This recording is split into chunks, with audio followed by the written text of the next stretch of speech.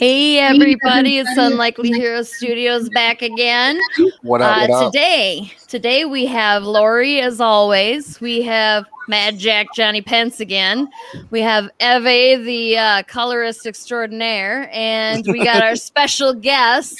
What did they call you the other day? The most energetic guy in comics? Most enthusiastic guy. Say hi, everybody. Hello, everybody. All right, so right before we went live here, we about had a throwdown, so we should just go ahead and continue that, shouldn't we?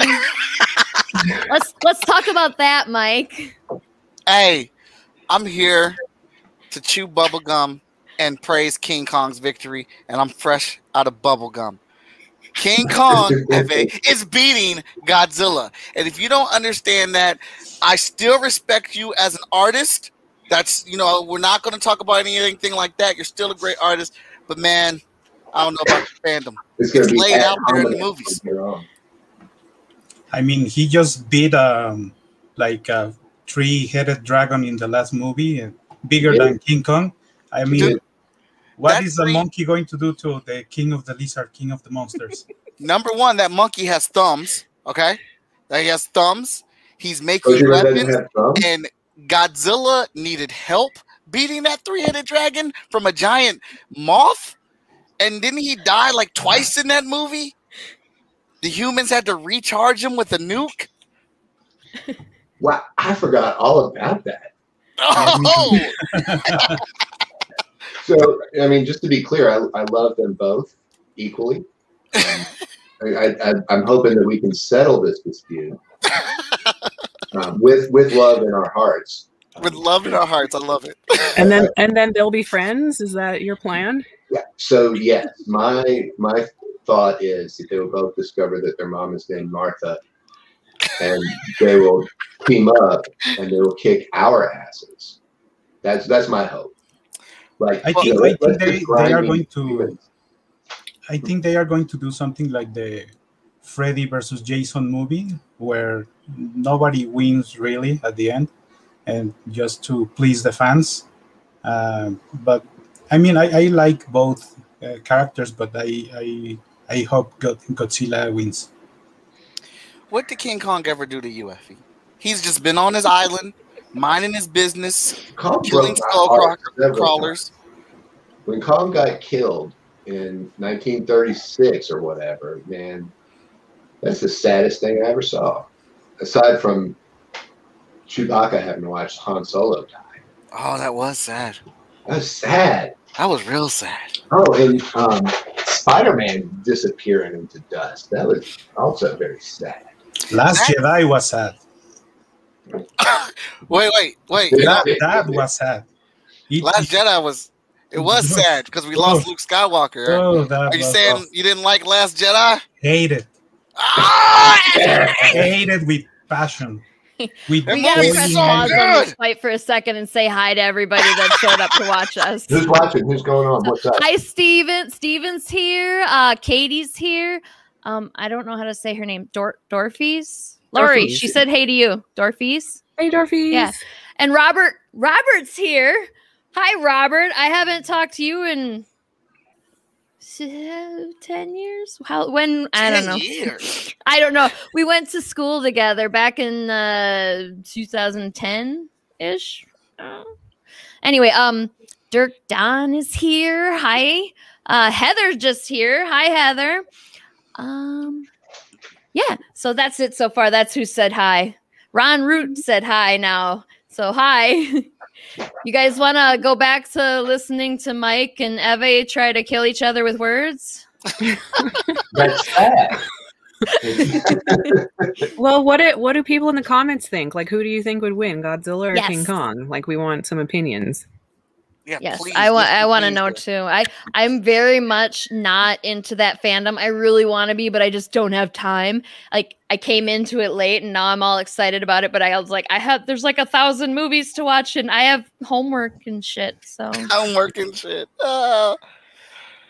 I'm starting to regret trying. Like I was like, this is a really good idea going back for my bachelor's to finish my bachelor's degree. And now I'm just like, but now I don't have any time. So maybe it wasn't such a great idea. Oh, it was. You'll have that time once you get finished. You'll make the time. Oh, and I'm so close too. I'm so close. Anyway, I did watch Mandalorian, and I am caught up on WandaVision, so I'm here for those conversations, but not the King Kong and Godzilla stuff. Well, I'm flexible. I can switch to any of these topics because I've seen all those. Of course you can. You're like a walking comic encyclopedia. I mean, the only person I ever met who knows more than you, or maybe as much, would have been Zach. Like, he knew the most obscure shit. It's fun stuff. Yeah. You're the only one who could possibly have, that I know of, that could have possibly held his own with Zach. That warms my heart. That makes me feel good. I don't know. What do you think, Lori? You knew him better than I did. Yeah, I would agree. So much obscure shit. I had to be like, what is that? You need to explain it to me. Yeah, he's so proud of that that Trolls 3 reference in somewhere in Super. I don't even know because I don't know the reference, but he was so proud of that. And I'm just like, I didn't know Trolls 1 was a thing, honestly. Well, why don't we have Mike talk about what's going on with him right now? Oh, well, yeah. I mean, I guess I can do that. I have a cool little thing called a Kickstarter that's happening right now for Chat and Draw. We're actually in the last 5 days, we're at 92 backers, trying to get that 100th backer. If we can make that happen today, if we can get 100 backers today before I get off this show tonight, I will freestyle some bars on this show live. I think I might be late to this, so let's go. Let's do this. I'm putting the link in chat right now, so everybody go look at chat.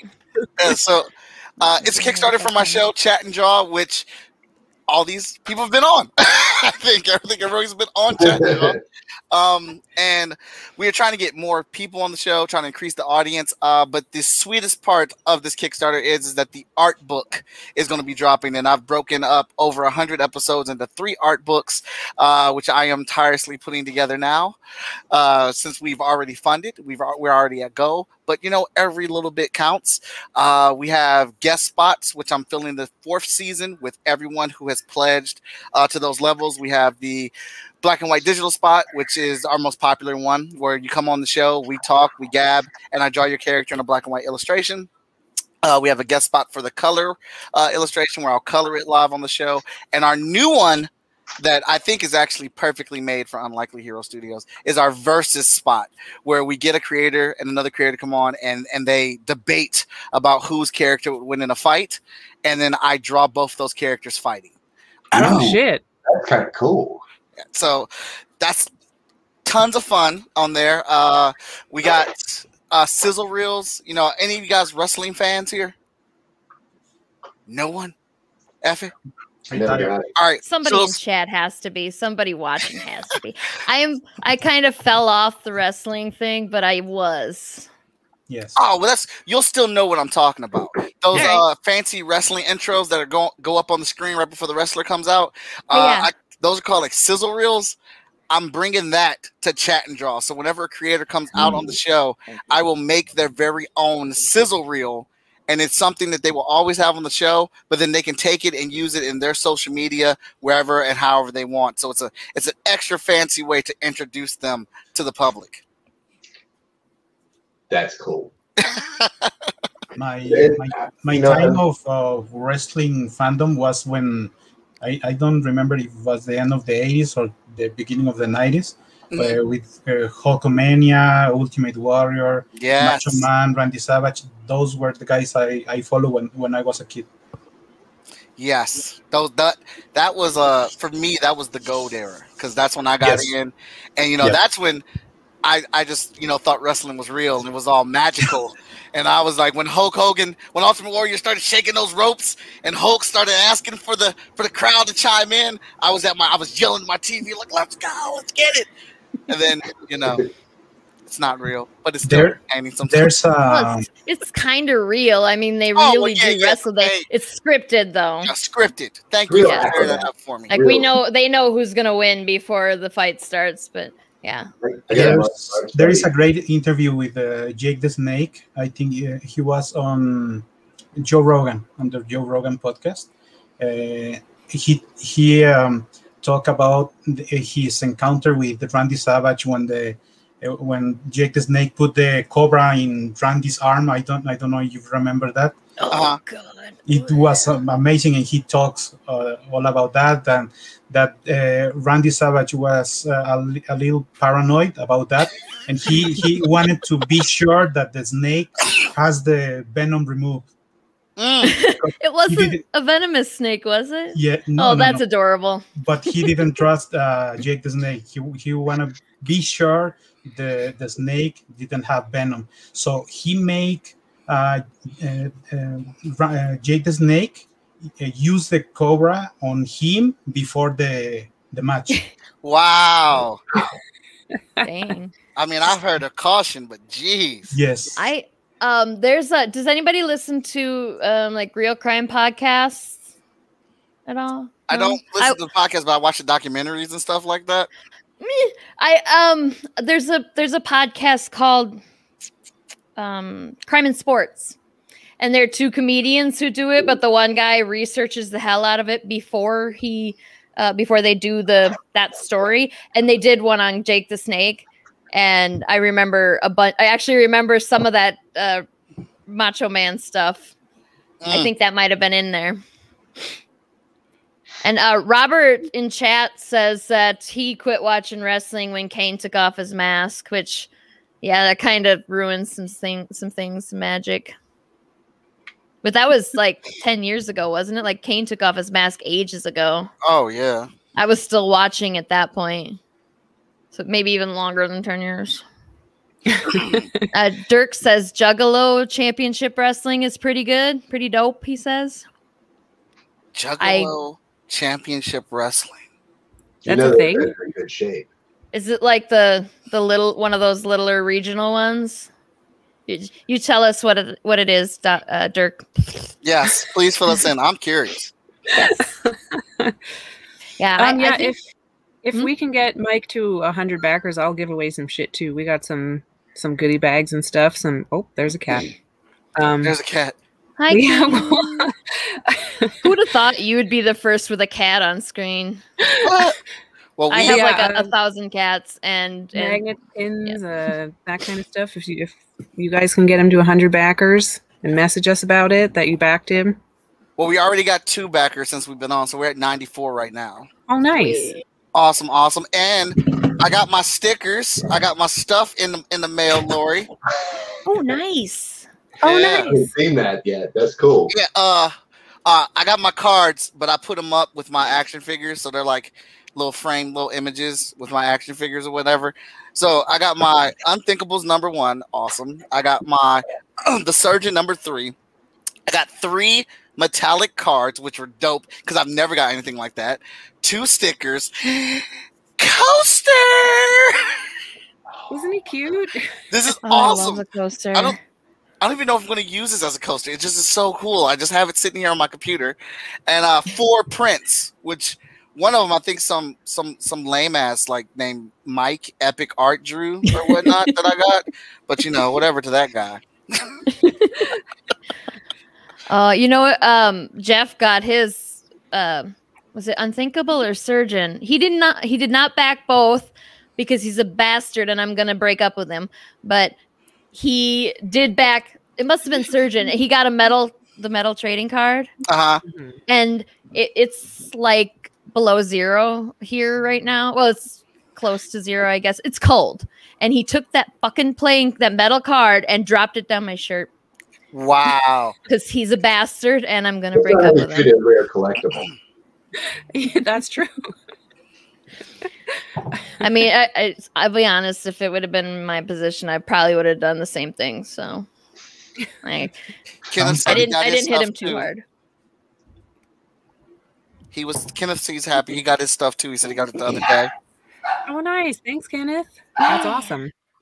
What up, Jay, man? Dirk did provide us with an explanation of the wrestling, the Juggalo wrestling. Said it was started by Insane Clown Posse because wrestling is their other passion, and it's more extreme and can involve whatever they want, from fluorescent lights to thumbtacks. Fluorescent lights?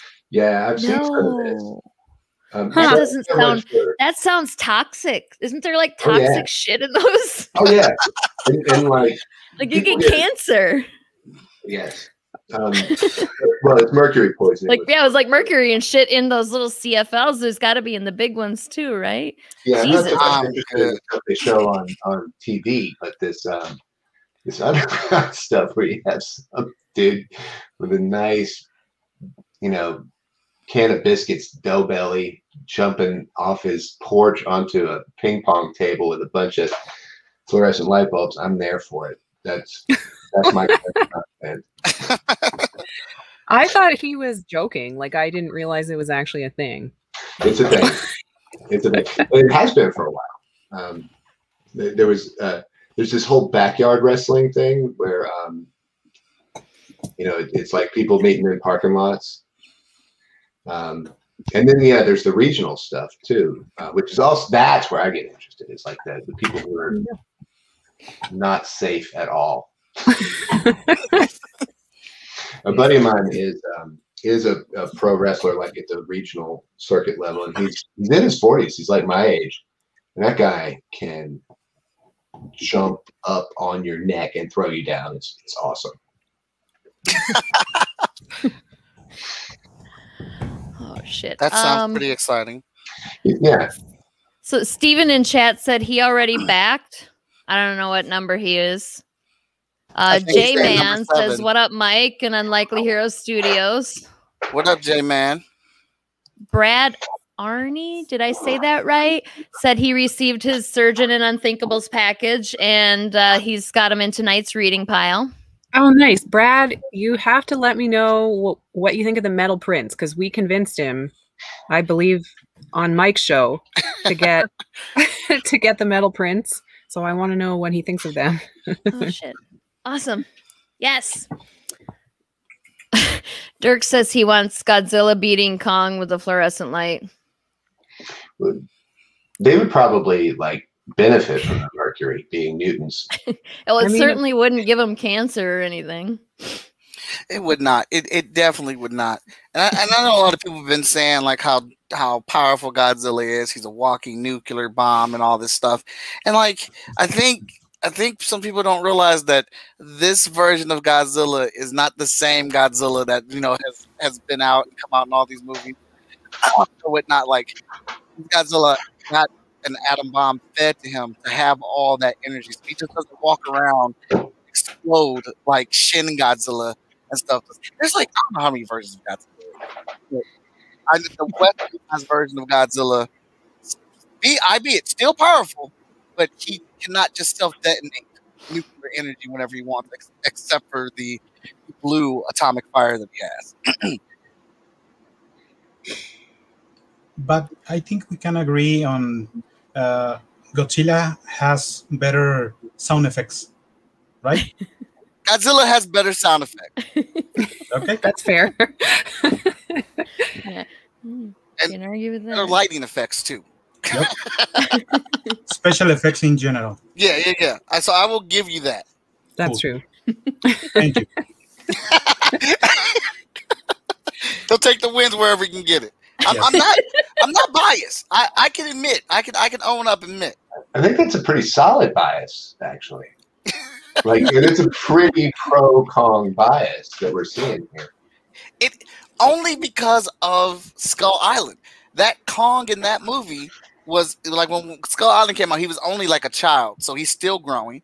So when we see him in Godzilla versus King Kong, it's been 50 years, which is why he's the same size as Godzilla. And in Skull Island, he's a thinker, man. When he was in those fights, his mind was constantly moving. He was making weapons. He doesn't stand there. When I think of Godzilla, he's just like this mountain of power. You know what I mean? He just extrudes power and he's just like this unmovable force. But Kong is going to be moving around. He's agile. He's going to tire that guy out, man. Godzilla's going to get tired out. I mean, how often can he really blow this He did die atomic twice. You got so tired he died. Is that what happened? Well, when he starts making weapons, the game is going to change. Yeah, and that axe was pretty great. Yeah. I'm here for Kong axe made out of Godzilla dorsal scale. Yeah, I want it to be a good fight, though. I just want it to be an entertaining, good popcorn sci-fi flick. You know, if Kong loses, as long as that aspect of how he loses is well written, I'm fine with it. I can concede, but it better not be no bull crap. He tripped on a banana or something. So going back a little bit, Katie, you're saying that you found a pro wrestler on a dating app, and it was intimidating. Did you call him? Yeah, I want to know more about it. That sounds like. I missed that comment, Katie. What the hell? You've never told me that story, you bastard. I demand you get over to private chat and tell me all this story because I've never heard it, and we've known each other like 12 years. No, not private chat. This chat. I want. Well, now you got to tell everybody. Yeah. Yeah, absolutely. And Lori, Brad said he loved the Metal Prince. Oh, that's awesome. Yeah, the first time I saw them, I was like, wow, we have to do this like every kick. They're so cool. Like, I'm addicted to them. Yeah. Is that true? J-Man says Godzilla's roar is actually a loud squeaky door hinge that was amplified electronically. Is that true? It sounds like sounds legit. They do weird shit like that too. I believe J-Man. J-Man is a huge movie buff. Huge. He's always sending me messages about movies that he finds for like these ridiculous deals. Like he's a big movie fan. I thought it was like a musical instrument, like a violin or something like that, and then modify it on the.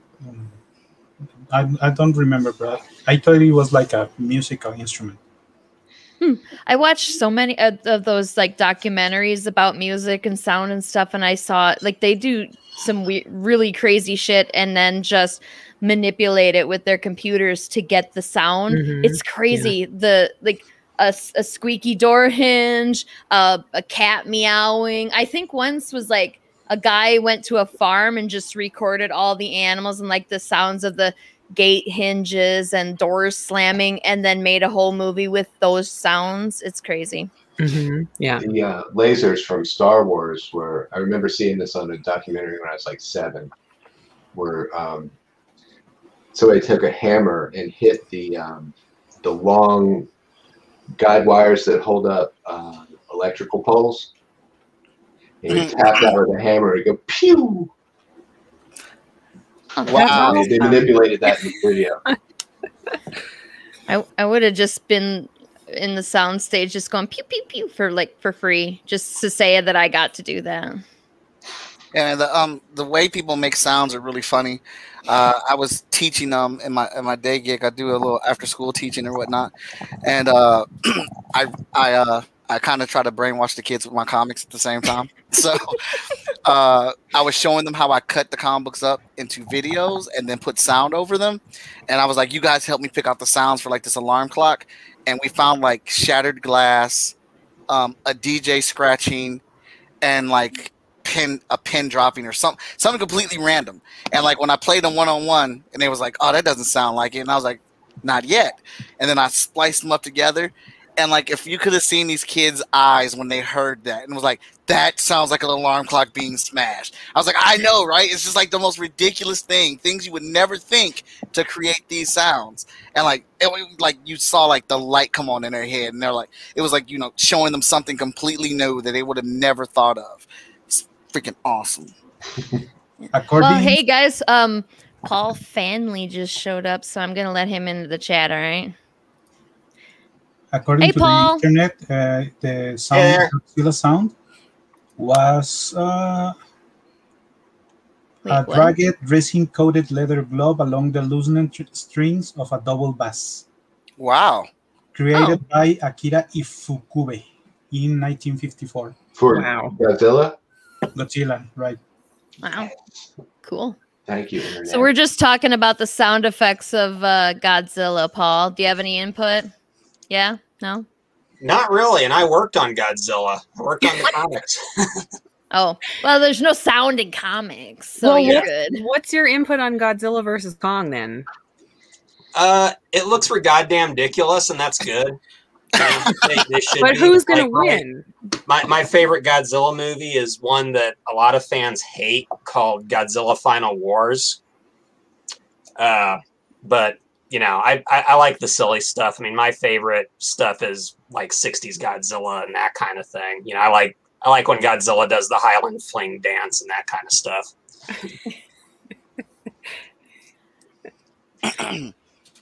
God, I think I've seen a King Kong movie or two, but I'm just really mad at myself for never watching any Godzilla. No, I'm missing some things. I can tell. Oh yeah, and once the movie came out, man, I really enjoyed the trailer. I think the trailer looks great. Like my son and I, we watch all these sci-fi movies in hopes that like these big sci-fi monster movies will be fun and entertaining. And 95% of the time they just suck. But our dreams stay there. But then that trailer for Kong versus Godzilla showed up, and we were like, oh, that's gonna be good. That's gonna be fun. And so we immediately went back and watched Godzilla. Godzilla King of Monsters and Kong Skull. Like we just watched them like this past week, so they're super fresh on my mind. That's why I can remember all that stuff. I just watched it a couple days ago. You know what I meant. That Kong movie was pretty good. Yeah. Out of the three of them, the Kong movie is my favorite because I dislike so much how they include humans in the Godzilla films. Like I feel like they tried too hard, but then like the Kong movie got the human interaction just right. It was like the right amount, the right reasons, and then they do something that the MCU movies do really well. They found people that you like as actors that are just like fun and likable in these roles. In Godzilla King of Monsters, I'm like, why do I care about this married couple separating when there's 13 damn monsters destroying the world, and we're sitting here with the child custody as the center scope of this Godzilla movie? Because that is cheaper. Absolutely. It's not my dog. It's not my dog. He said, because that is cheaper. It is. Some of the 70s Godzilla movies had it figured out. 'Cause it's like, here's our human characters, but they invented a robot. You know? Yeah.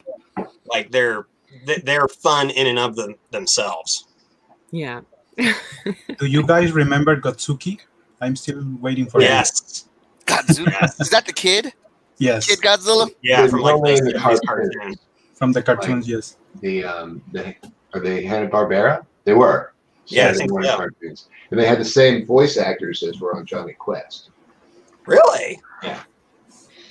Oh, I'm going to shut that shit up. You know, it's if Matt Frank is listening, this is killing him. You know, probably like not being part of this discussion because he loves Godzilla. Well, tell him to send me a message. I'll let him in. That's Shit, what I we was got gonna time. say. He's on vacation right now, but we should get him. We should get him in one day. Yeah. Yeah, Matt Frank, definitely. maybe actually, Paul, you should talk about him and like talk about his credits and stuff. He did the Devilfish print for the Unthinkables Kickstarter, but he has a lot of involvement in Godzilla, and yeah, you should talk about it.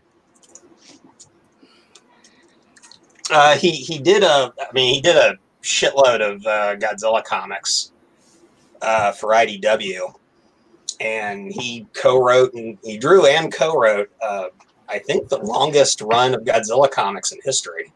Okay. I think. Yeah, like At he's least the in- guy. at least in who should be English-speaking world. Yeah, he's all over it. He's the opinion we need to hear. Yeah. Yeah, exactly. Yeah. Yeah, but we did this we talked about it on my show, Agents of Nerdy, and everybody went against me. They all said Godzilla. I was like, y'all not even being objective. Y'all just see that all that height and all that blue flame, and you're like, that's a win. And Godzilla's King Kong's just a monkey, jumping around. But that monkey's got thoughts, man. He's got thoughts. Yeah, I mean, it depends on what version of Kong, because like 1930s Kong is like 25 feet high or some shit. He's not that big. But, I'm sure they've scaled him up for this. Yeah, they did, and that's the thing that I like about this movie. I know some people complained that said that like that's lazy writing to say Kong was just a child in his movie and he's still growing. I'm like, really?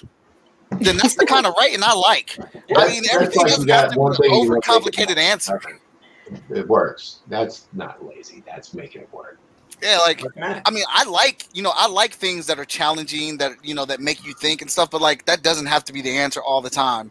Like if it works and it's simple, let's go with it.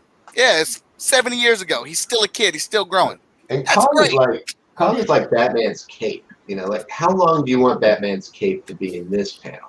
I want it all the way out the door. I want it like a wedding dress for a royal family. How long do you want it in this panel? Kind of around his ankles. Kong can be any size you want him to be.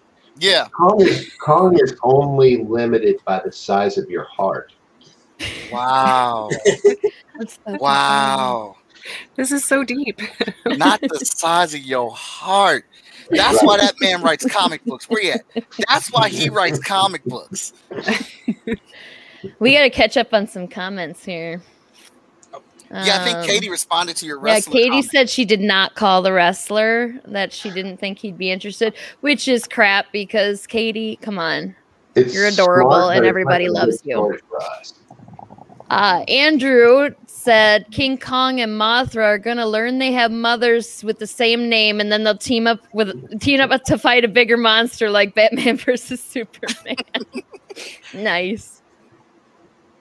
Jay said the original sound of, was it Godzilla again? We were talking about the door hinge and the violin. He said it was originally a door hinge, but now it's a violin. But I think that did you Google that, Eve? Yeah, actually did. Yes. Yeah.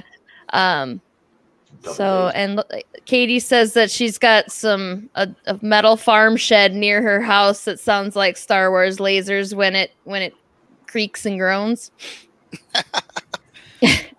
J-Man said he thought I said Paul Stanley was coming into chat.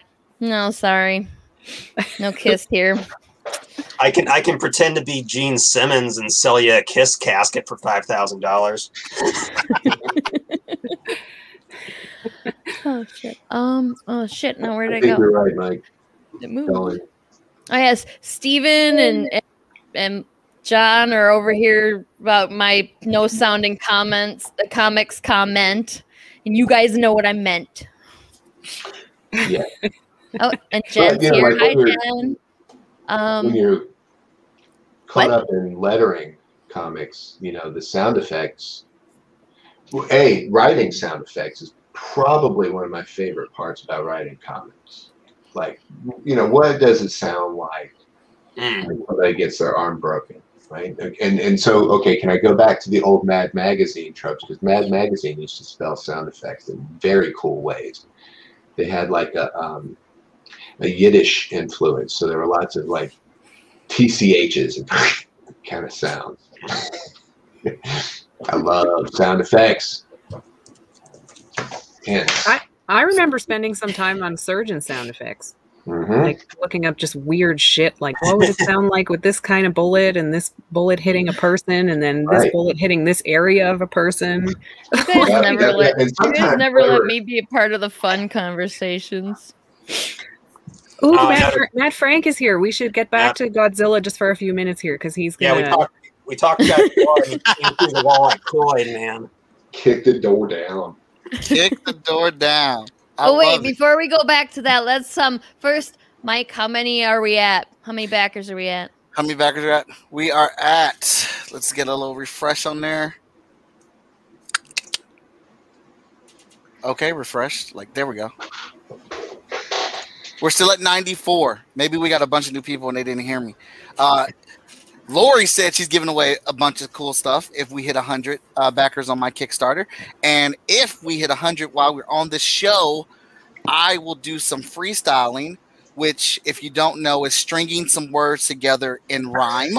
If you don't know, I am not Jay-Z or Eminem. So what I like to call myself is a casual, chubby kid who likes to rhyme.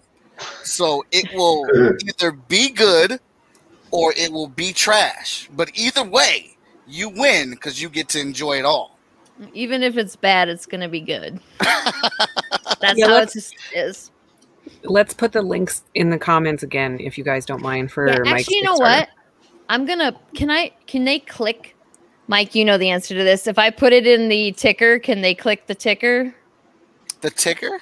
Yeah. No, they I don't can't think you click the can. ticker. They can't I'll put click it the in the ticker. links. I'll put it in the comments again. I'm gonna put that chat and draw back in the comments for everybody who just joined us or joined us since the last time we were talking about it, so that you guys can go and back it. Do it now.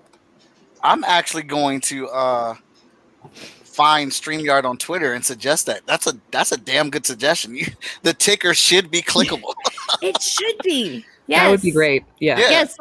Let's just send a what's the suggestion box to them, yeah. StreamYard people. Yeah. And StreamYard's actually really good about that. They are constantly doing updates on this service or whatnot, giving up new stuff. Yeah, I had a thing. I can't remember what it was that I wanted. Oh, yeah, I wanted to find out if I could that was my thoughts on how to get Paul in here if his internet was still being shitty, was to have him use his regular phone to call me, and then I was gonna hook my phone up. But I was like, I don't know if that's gonna work, and so I messaged the StreamYard people, and they got back to me really fast, and it was a human and everything. It was so wild. I very rarely get that kind of customer service. It was awesome. That's what's up. Right? Okay, so who has yes. So Matt was someone should read it because I'm gonna sound like a dumbass I try to. But he's describing Godzilla's roar in English versus Japanese in the comments. Oh, where is it? Which is awesome. And Ryonk. also Ryonk, and in Japanese it's Angiao. I think it makes sense, though. It makes sense that it's different, right? And, you need an editor to say every issue, this is how you spell it, right? And it's much better if you mask it behind Godzilla as he's saying it. So that's our style. That's how we do it. Let's catch up on these comments here again. They're getting out of hand. I also want Matt's opinion on Godzilla versus King Kong. I think I know the response, but I'd like some in-depth discussion here with Mike and Matt. I think I know his response too, but it's all good. Andrew Duggan says, Mike, you need to do an art print of Godzilla versus Kong. I'm thinking about it. I mean, the movie drops March 31st, I believe, so I got some time. I am thinking about it. I know Ren McKenzie drew one that was wicked cool. He did one on his little art stream that is nice as heck that I want to get myself. Nice. Mike Dolan says, isn't Kong technically one of the Universal monsters? Does that mean that Dracula and Frankenstein and the Mummy could show up? That'd be a hell of a movie. Well, it'd be a daggone shame if they didn't.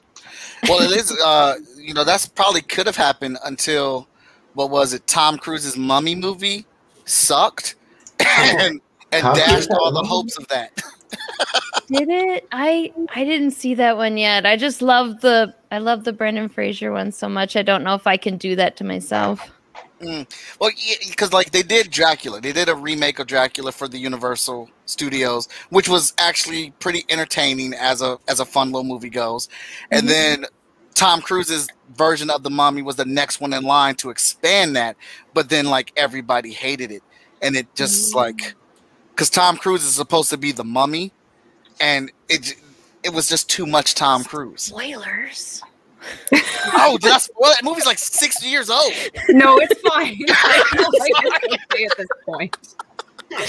If people haven't seen it by now, that's their fault. Wait, Tom Cruise is the Mummy? It's not the hot lady? Hey, that was so weird. Yeah, it starts off with her, she's the villain, but then Tom Cruise ends up getting the curse, and he's the Mummy moving forward. But he stayed super attractive. Well, of course, that's in his Tom contract. Cruise would never sign a contract that didn't involve him staying hot. Not having a bias. Who says mummies can't be cute? The bandages and the 1,000 years plague with the falling off skin. A really Okay, short so and Matt- attractive mummy. Oh, here goes Matt. Matt said something.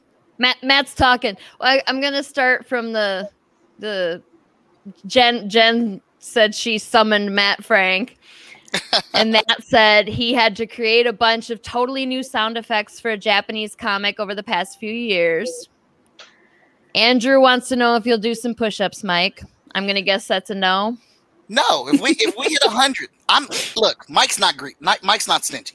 We hit 100 before I get off of here. I will do push-ups and I will freestyle. And the freestyling? Yeah. Whatever you guys want. Just tell us what you want. We'll try to do it. It's convenient that your camera kind of cuts off at your chest, so that by the time you get to the floor, you could go 1, 2, 3. Look, I'm doing it with one hand. You've got to stop spoiling my tricks.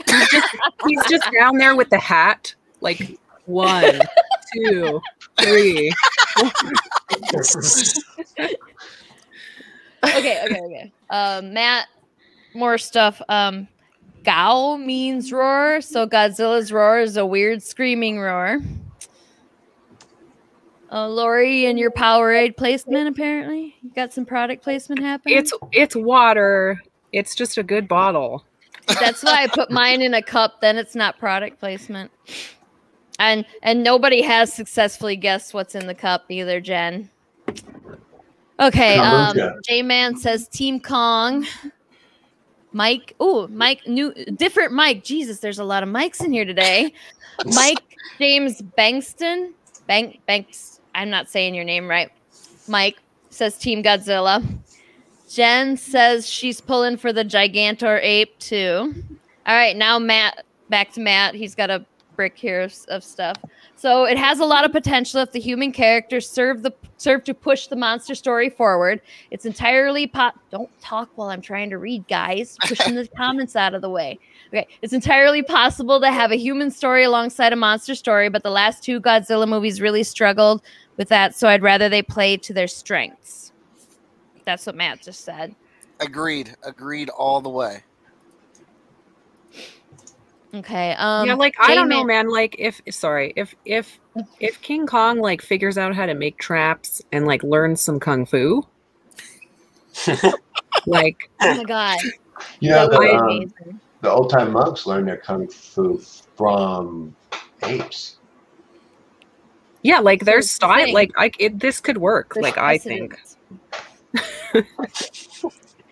J-Man says that the Dark Universe, it was so we're back on the Tom Cruise mummy stuff. It was called the Dark Universe. And Russell Crowe's character, Dr. Jekyll, was going to be the Nick Fury of the Dark Universe, but Tom Cruise's movie tanks, so no Dark Universe.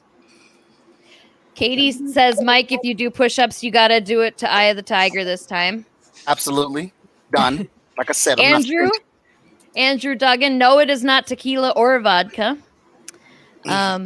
Mike James, it's because your last name, there's a T before the S and it's fucking me right up. Oh. Bankston, probably. Yes, Bankston. Well, as long as you know that I mean you and I don't mean to fuck up your name. I'm just bad at that. And Angelo, you mean Kong F-U? Kung Fu. Kung Fu. Kung Fu. Oh, I get it. Oh my god. That's important. Good Who point. here would Thank not you. watch that? Come on. I would watch that. Like I said, I'm not Godzilla. I've seen some King Kong stuff, but I would totally watch Kung Fu. Matt says Kong is basically Link from Legend of Zelda in the new movie and gets an ancestral weapon. LOL. Oh wow, okay. I'm on board. I'm more on board with that. Like all right. I mean, I haven't seen any of those. Like I said, I only saw like one Kong movie or 2 maybe. So like you wouldn't spoil anything for me. I wouldn't get pissed off watching this new movie.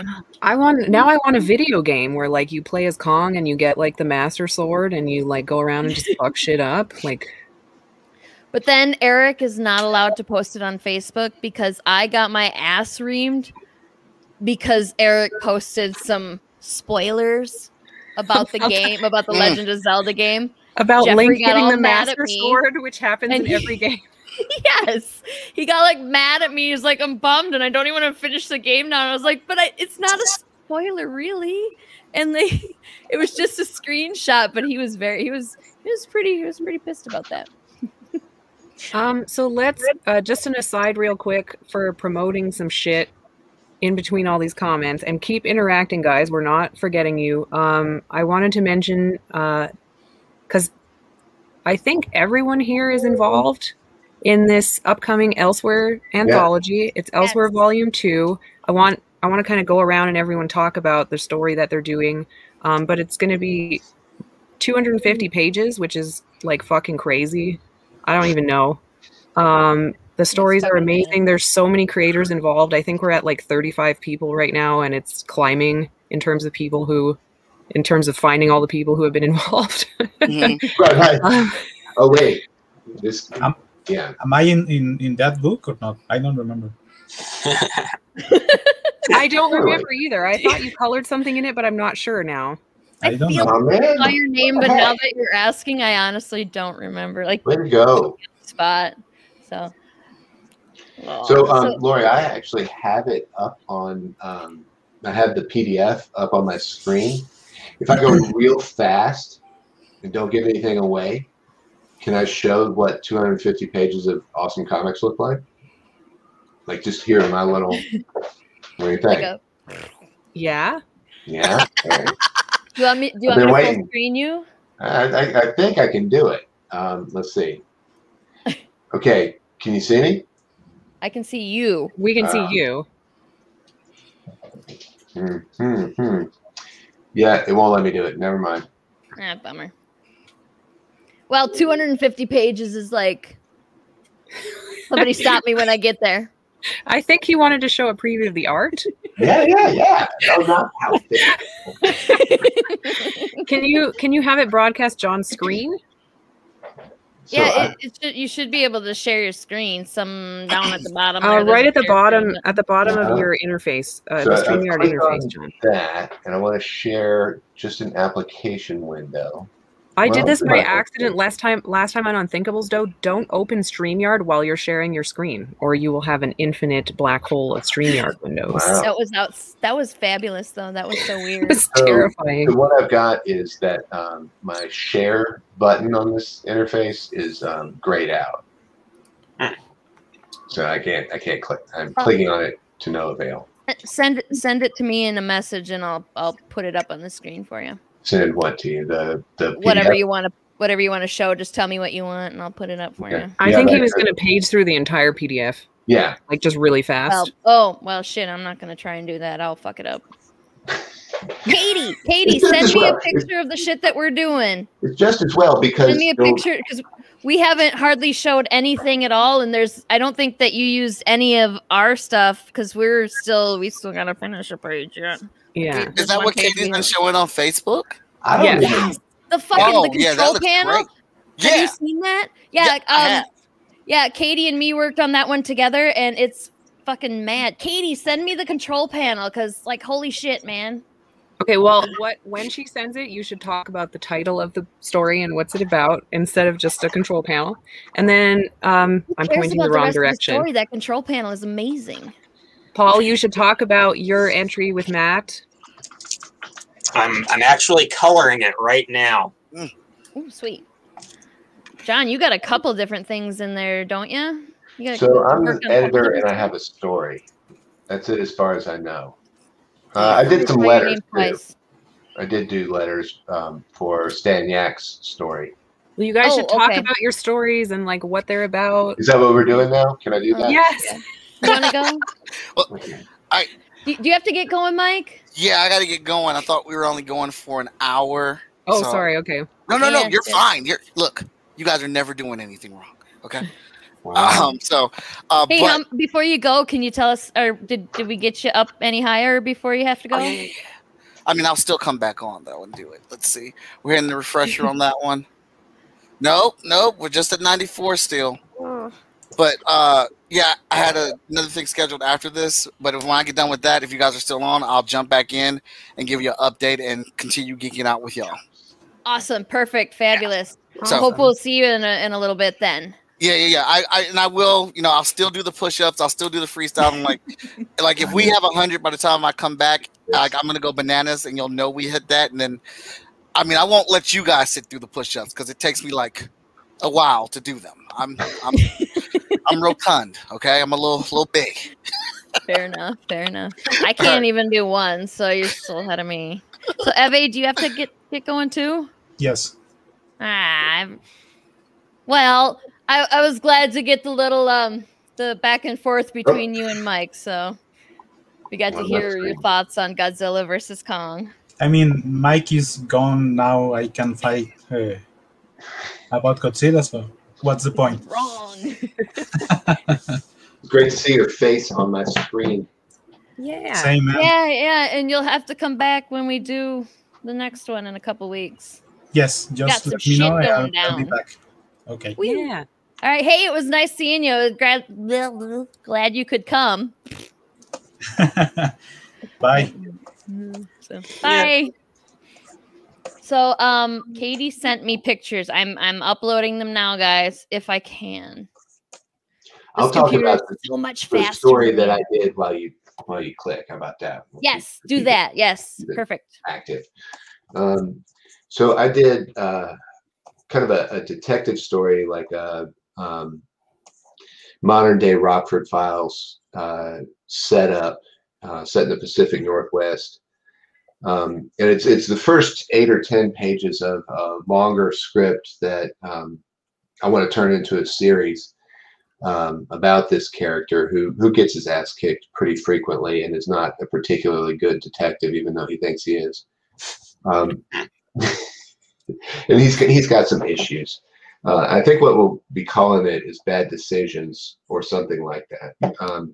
So anyway, we did the art with an artist called Amelia Wu in Brazil, and she was so great. She was so perfect for it, and had to quit the project. Couldn't commit to the big book.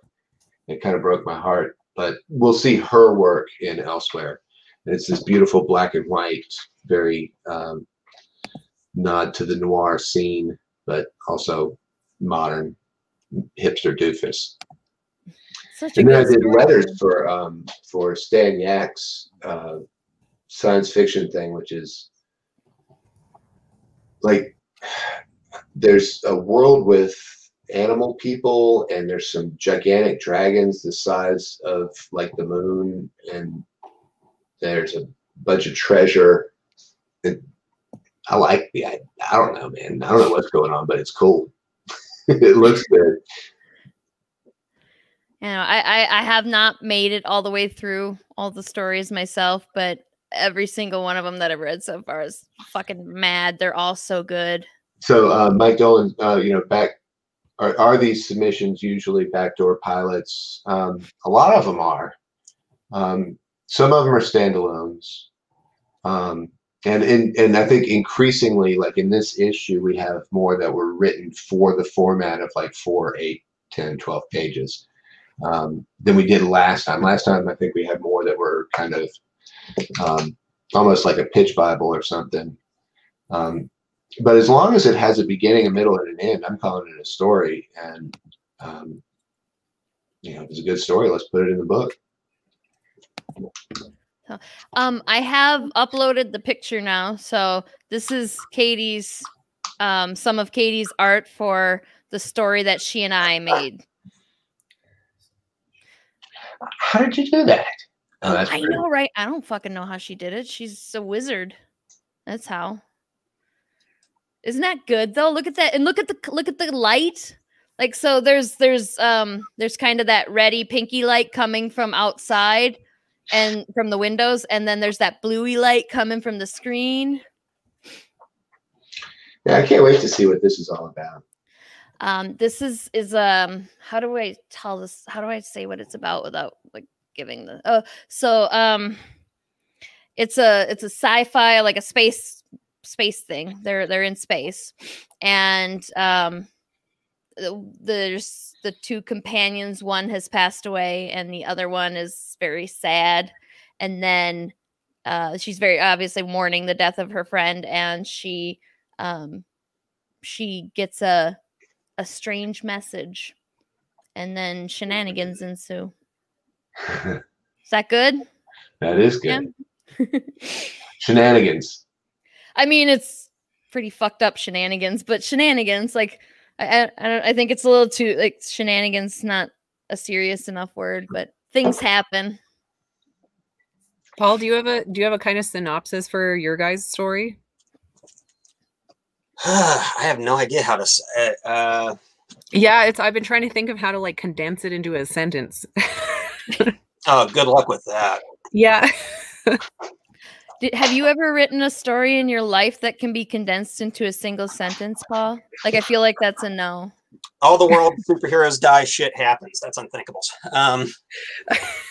You must. You have to. You got me there. You got me there. And it drives me crazy. That's the hardest thing for the creator to do. Is yes. To say, listen, man, I'm horrible at pitching stuff, as you might have gathered. On this, and you want me to like do one sentence? Are you crazy? No, sit down and read the whole thing. Yeah. And that doesn't always work. It works with Lori, but yeah, you usually just send me a whole script and you're like, here. So, like Dawn, I was looking to see if I could find a copy of Elsewhere #1, which should literally be right here. We'll Take Care of It. I'm glad you liked that. That was fun. Yeah, I think We'll Take Care of It could easily be an ongoing series with the 3 girls. Yeah. That one, Eve, the colorist of ours who was just on, he actually drew all the art. Oh yeah. It's funny. I don't actually have a physical copy of Elsewhere 1 yet because Lori was gonna send me a big box. Oh shit. And then there was a pandemic early last year, and then COVID. And so I was like, well, don't waste the time. Like, take care. We worry about this later because obviously I'm not going to any cons soon. And it just like didn't occur to me at all. Like, I was like, there's like a couple 3 now copies of issues and or books that I do not have in physical form. It's you're gonna get a box this month. It's gonna be this fucking big. Yeah. And it's like, yeah, I think I don't have Elsewhere. I don't have the new Surgeon, but like that's just brand new. And I don't have Unthinkables either, but that doesn't count either. I don't have Up in the Skies. That's the one I don't have. Yes, I have to send you some of those too. Yeah, well, you know, I'm assuming someday we are going to get to go to cons again, and I'll have a reason to need more stock. Up in the Skies was like, hey, got a new book, COVID. Yeah. The timing on it was a little, yeah. Andrew was asking if it's a space thriller. I would classify as The Seeker your story. Yeah, The Seeker is the name. Yeah. Yeah, I guess kind of thriller. Oh, and Robert said is that a quote from something I should know because it's not ringing a bell? He said I swear I'm gonna pistol whip the next person who says shenanigans. I feel like I should know that. But, I know the Farva goofy shit on the wall shenanigans. Let's see. Paige Alfred says, "Hey, Lori." Hey, Paige. Stevens says Sarah describing the plot to Alien space shenanigans. That's just all not sci-fi very good movies. at it. I mean, I never made a. Angelo. Oh, I'm not gonna try your last name. I'll murder it. For Lori, the script you work on in college, ever think of translating it to a comic? Oh God. I went to Matt's here. I just saw Matt's here. Spoilers. I went to college with Angelo, and there's a script. Oh my God, Angelo, I gotta go dig that up. And I want to know and see if we can do something with that. I gotta show some people. That's awesome. So okay, Matt's here. Let's say hi, Matt. Hey, Matt. Shenanigans. Yeah, Matt. take that, Robert. Hey, Paul. Matt, since I'm in fucking Tourette's overload right now and can barely speak half the time, why don't you pitch Miss Medusa's Monstrous Menagerie at people? Oh man. Oh, say that name again. Yeah, say the name Miss- again because it's awesome, guys. Yeah. Miss Medusa's Monstrous Menagerie. Am I coming through okay? Am I bleeping and blooping at all, or You're a little bit crackly for me, but I can hear you. Mm, Just okay. crackly but audible. Yeah. Yeah. Okay. I am currently at the beach in the middle of nowhere, so my connection might be a little rough. That seems like a good place to be, though. Yeah. If you I'm want fine to with a kind of crappy connection if it's at the beach. If you want a place to socially distance, a beach town on the Gulf Coast on a Monday is the place to be In January. in January. Oh, in February. Technically, it's What are February. the oysters like? February. What's that? What are the oysters like? Are they any good? No, wouldn't have had me. I had myself some barbecue brisket nachos today, though, and that made me fall asleep for an hour. Sounds But anyway, amazing. You should have Oh, brought dude. enough for everybody. Yeah. No, I ate them all. So if it's not too obnoxious, I'll do the quick version of Miss Medusa, which was a comic that I originally conceptualized, 2017, 2016. It was a long time ago. Something like that. Yeah. And I kicked around this idea a little bit, and Paul happened to be in earshot. And because we were at, I think, Alamo City Comic Con or something like that. And I was kicking around this idea of a circus that was basically run by monsters and had monsters in all their acts and everything. And but it didn't have much more than that other than like the basic premise and a few characters. And it was based on a piece of art I made for SoonerCon. Yeah, SoonerCon, a little Oklahoma convention that I love going to. And they said, and I asked them, like, hey, can I make a comic based off of this? And they said, yeah, just don't forget about us. Maybe like we can do some cross promotion in the future. And I said, okay, cool.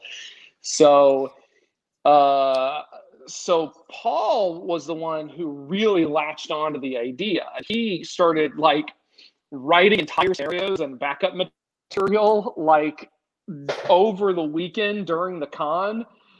I'm over here like doing commissions and stuff, and he's like, well, what about this? And I'm like, yeah. Not literally. I mean, they were all really good ideas.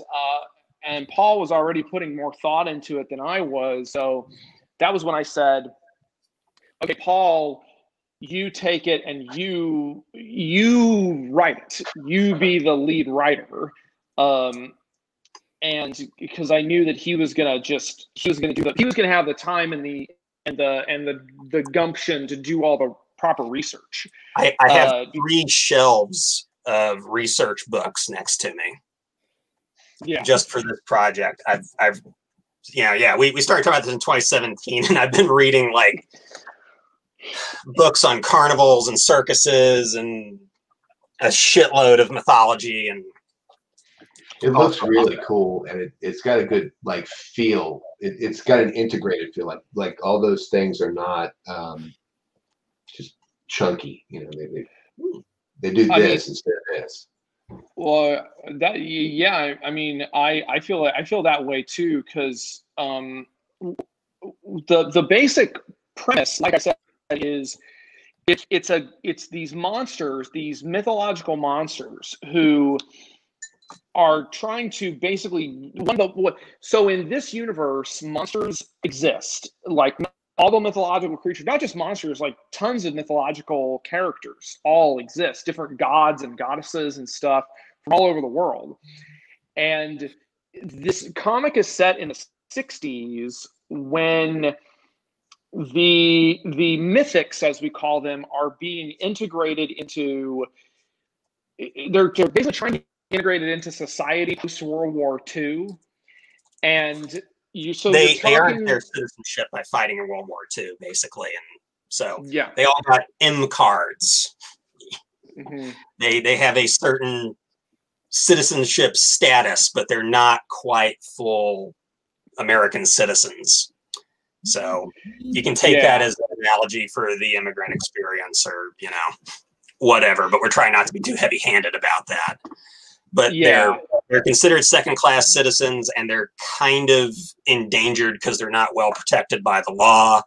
And so it makes sense. We'll make a circus and we'll band together. You know, there's strength in numbers.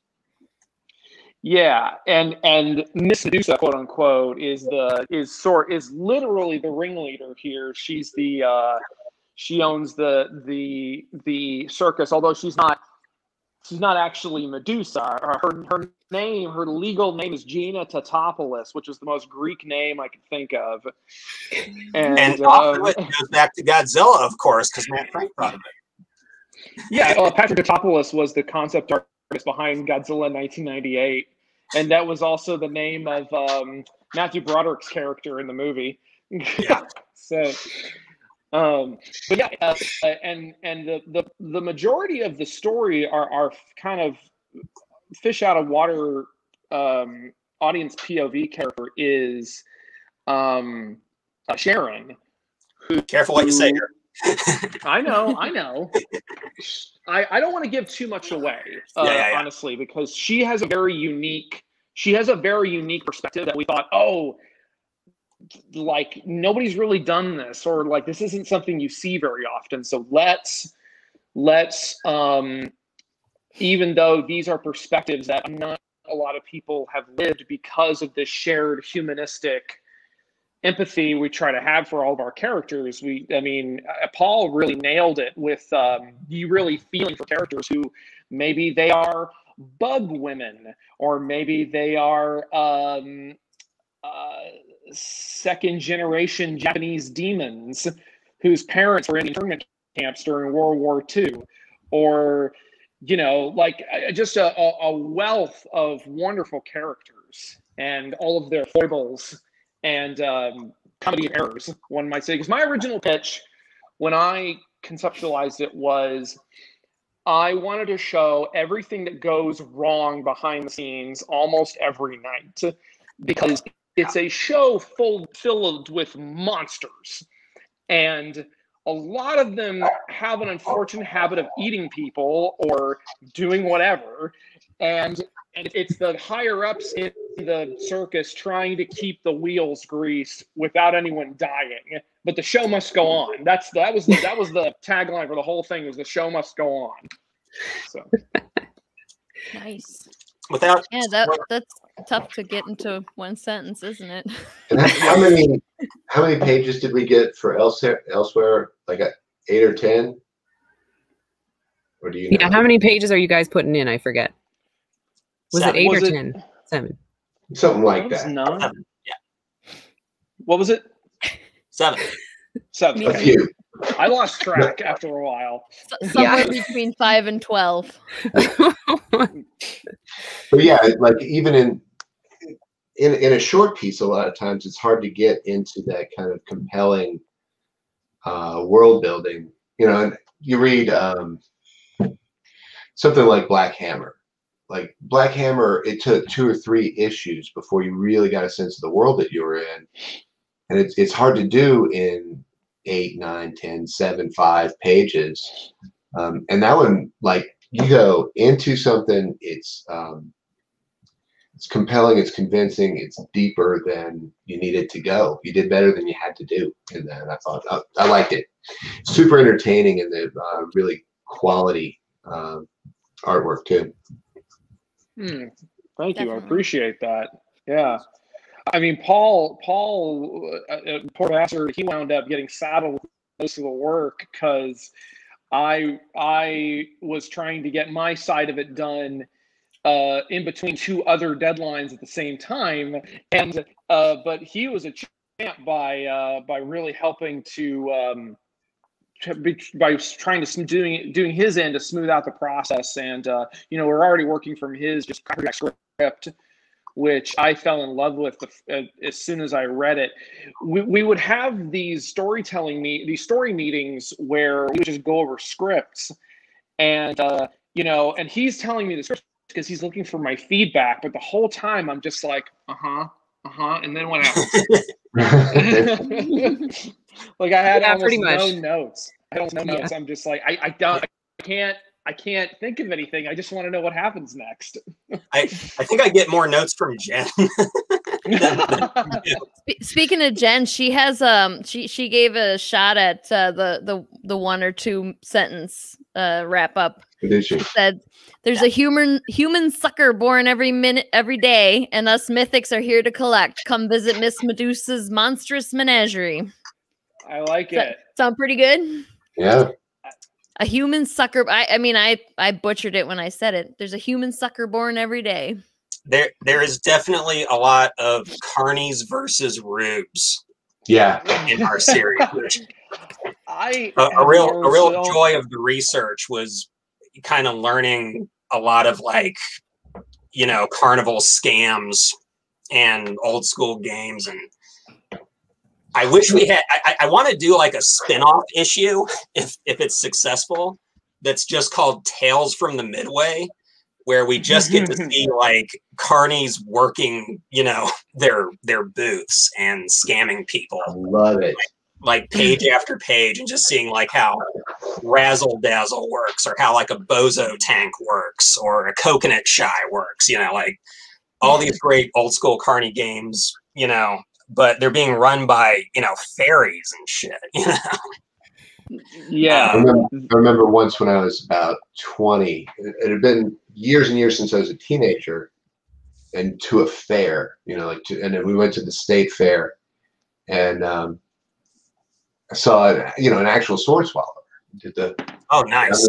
And I mean, it was clearly a metal thing in his gullet. Yeah, yeah. And he showed it to us, and then he pulled it out, and this string of like mucus and stomach contents and spit stuff to the sword. And it kind of dripped. Like I was right up front. It kind of dripped down there, and he was like, "Yep, sup?" And okay. Yes, I'm convinced. Let's party. I want to know more about it. There's a guy named Johnny Mia, and I think a few other ones did it, but Johnny Mia used to swallow a neon sword. And you could see it. So you could actually see it in his throat, and obviously it was ridiculously dangerous if something went wrong. That's awesome. There was a here in Austin at the Museum of the Weird. Back in 2017, I had a couple of friends in town, and I was just showing them around Austin. And I took them to the Museum of the Weird, which is, it's fun, you know. It's a wax museum, and they have some old like stuff from old traveling shows. Like they have this frozen Iceman. It's like an Australopithecus or something. That's what they say it. It's like a Bigfoot frozen in ice, and you pay a couple of bucks, and they take you to show it to you and everything. And then the tour guide is like, by the way, this is the other part of the show. I'm gonna hammer nails into my nose.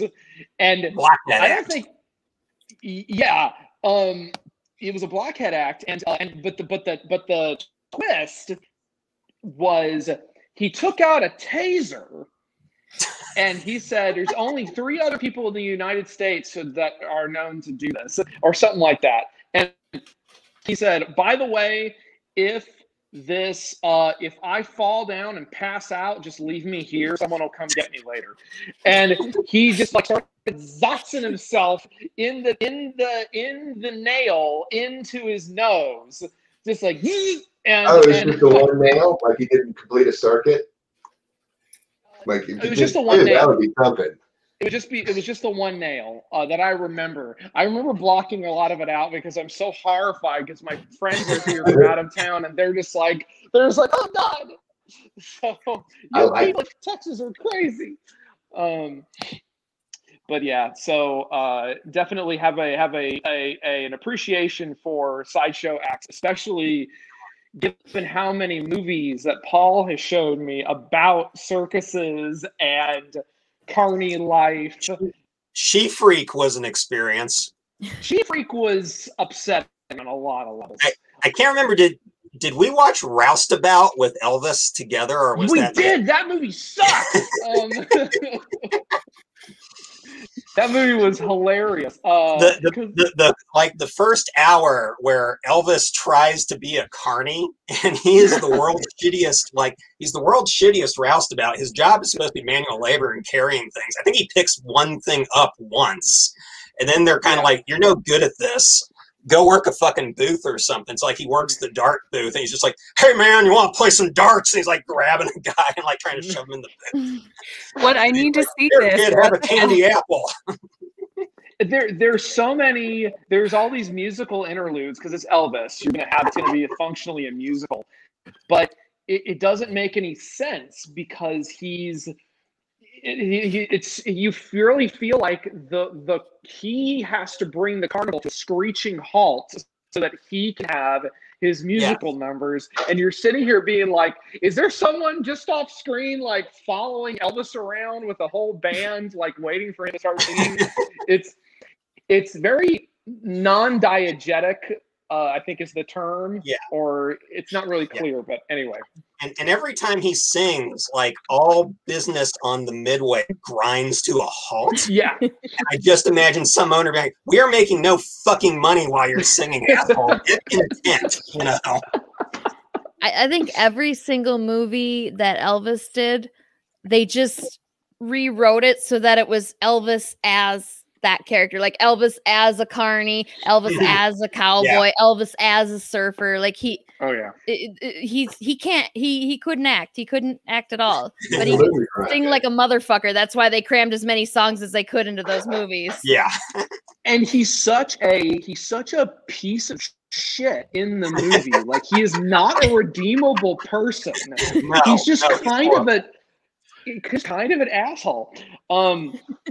You also see Elvis Fu like in the first 10 minutes because he gets in a fight with like some townies over his motorcycle, and he busts out like the Elvis karate chops and kicks and stuff. So good.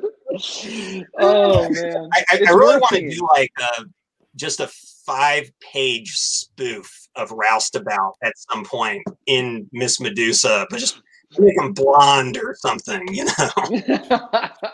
but it's totally Elvis, and you know he's hogging up, you know, he's the Midway, and you know they're just like, I think we got to take this guy out back and kill him, you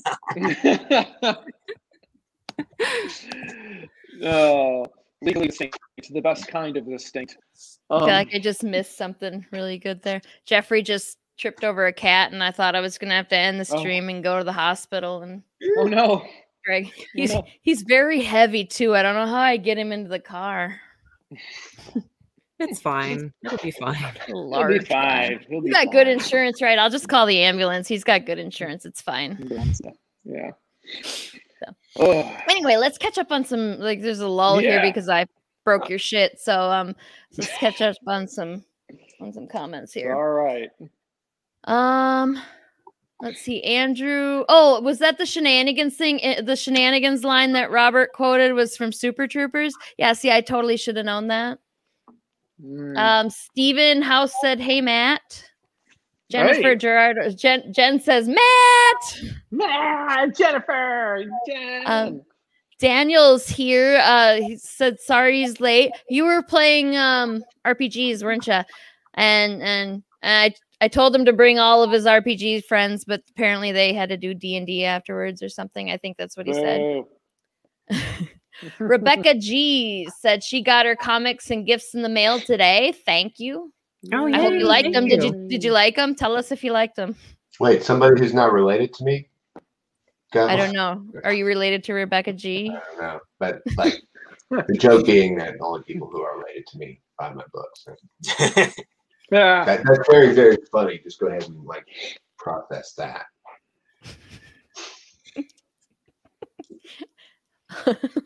What was I doing? Oh yeah. Daniel said there's some sideshows still in Coney Island. Nice. I don't know. Christopher Hewitt. Hey Matt Frank, I bought some of your posters on Kaiju Live. Kaiju. How do you say that? Got it. Kaiju Live. Kaiju. Okay. Yeah. Jen said, "God, yes, it was terrible." I'm assuming she's referring to the Elvis Rouse movie. them out, yeah. Yeah, Oh, yeah. she was in the house for that. Oh, Yeah. I'm sorry. Mike Dolan says, "I know a guy who does a blockhead act as he's about to hammer the nail into his nose and the audience is counting down with him. He stops and turns to the crowd and says, 'You know, I do this every weekend for years and not one of you sick bastards has ever tried to stop me.'" Nice. Very good. Oh shit, we're going back to Godzilla and Kong. Hell yeah. Christopher Hewitt. Yes. Hey guys, I have a question. Have you got a chance to see the Godzilla versus Kong trailer? What are your thoughts? Well, we did answer some of that, but Yeah. Well, Matt, go, Matt, go. do the thing. Short version is so There is no I'm short excited. version. I'm trying. I am excited for it. I think that it has it because the last two Godzilla movies, this is what I said in my comment earlier.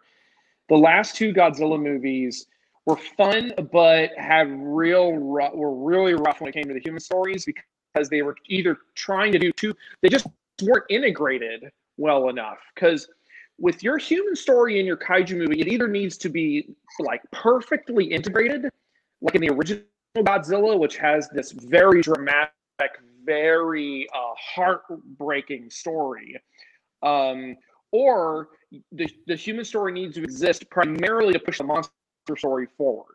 You can have good characters, but if the story's not really about them, then their primary point is to push the monster stuff. And if that's the way they go with this movie, then I'm all for it. And scene. Fair enough. Yeah, I agree. But these guys don't respond when you say something smart. Yeah, Jen's in the comments kind of sounding like she's had some like PTSD from all the shit you make her watch, Paul. Well, it's from when me and I know not to like. She said, Oh no, like, she said those two. You're both guilty. She said those. Yeah. two. Like unfortunately, we haven't been able to do it for a year, but yeah, we used to do movie days over here all the time. Gotcha, John. And I believe in contributing to Matt's cinematic education, so I show him important American films like Street Trash, stuff like that. Fucking movie. Street Trash, excellent movie, folks. Check it out. But I remember like one time, like I think Jen was taking a nap, and she was somewhere, and she walks into the room, and I'm showing Matt Blue Velvet for the first time. Oh man. And she walks in on the moment where Isabella Rossellini has just pulled Kyle MacLachlan's pants down. So like Kyle MacLachlan's ass is like, on the flat screen TV. And she's like, what the fuck are you watching? Just turn around and walk back into the bedroom. I mean, it's and that's the thing is I've really appreciated all the stuff that Paul has shown me because I spent so much of my youth digging up obscure Japanese schlocky horror films, and I missed a lot of stuff. Like, I think it was Paul was responsible for showing me the majority of Tarantino's oeuvre. Because a lot of those films, I had never seen Pulp Fiction until Paul showed me. And Brandon showed you that one. Was it? No, I'm trying to remember. Brandon showed me a couple, but It's like me, Lee, and Brandon are like your. yeah. Brandon showed me. We're talking about people no one knows. Like you were an adult when you saw Pulp Fiction? Yeah. I mean, but then again, it's like I saw how the hell shitty else- TBS version, like as a kid. The edited for I didn't see TV. the real thing until I was an adult, but I mean, yeah. I mean, I saw. I remembered I was with Brandon having dinner one night, and I just kind of casually mentioned I never actually seen RoboCop all the way through, and he's choked on his hamburger and said, "We're going back to my place right now. We're watching RoboCop." We're watching RoboCop right goddamn now. And I was like, I was like, yeah, this was awesome. How have I never seen this? But you know, you spend your youth trying to find watchable copies of Gappa, the Triphibian monster. You ain't got Every series time. with Ultraman, that's what you were watching. And Ultraman, I ain't got time for this. No, but I do feel like watching a greater variety of stuff has made me a better creative, because I start pulling inspiration from unexpected places. My Redman comic I did wound up being heavily influenced by the stuff, the Twin Peaks episodes that Paul showed me. Which is wild. Yeah, I know, right? There's not a lot of kaiju and Twin Peaks crossovers. Not enough. Which is funny because Twin Peaks is really popular in Japan, and I found a little. One of the last times I was there, I think it was just this. It was a year ago. It was last February. I was over there right before the pandemic really ramped up, and I found a pop-up of Japanese exclusive Twin Peaks merch, and I'm like, I have to get some of this for Paul. And yes, then I saw the mug from that. Yeah, I got you the mug because I was gonna get you like a shirt or a hoodie or something, but they were like $75 a pop, and I said I don't like Paul that much, so so I got a nice mug. You did get me a Mechanicon, though. I'll always treasure that. I try to get you the cool kaiju stuff that that I have access to that you don't. So yeah. Maybe we need to do like a UHS and Matt Frank live stream shitty movies, like for people to watch or something, like a watch party. Mm-hmm. And you guys all can are pick the watching movies. it and then comments. One of the worst movies I've ever seen. It's one of the worst movies I've ever seen. It's so bad, it should be shown in schools. Like, it should be used in film school. It's called Crocodile, and it's like a Japanese. It's like a Japanese Thai co-production. No, it's entirely Thai, and it's basically a Jaws knockoff. Like the final act is just them on a boat looking for this giant crocodile.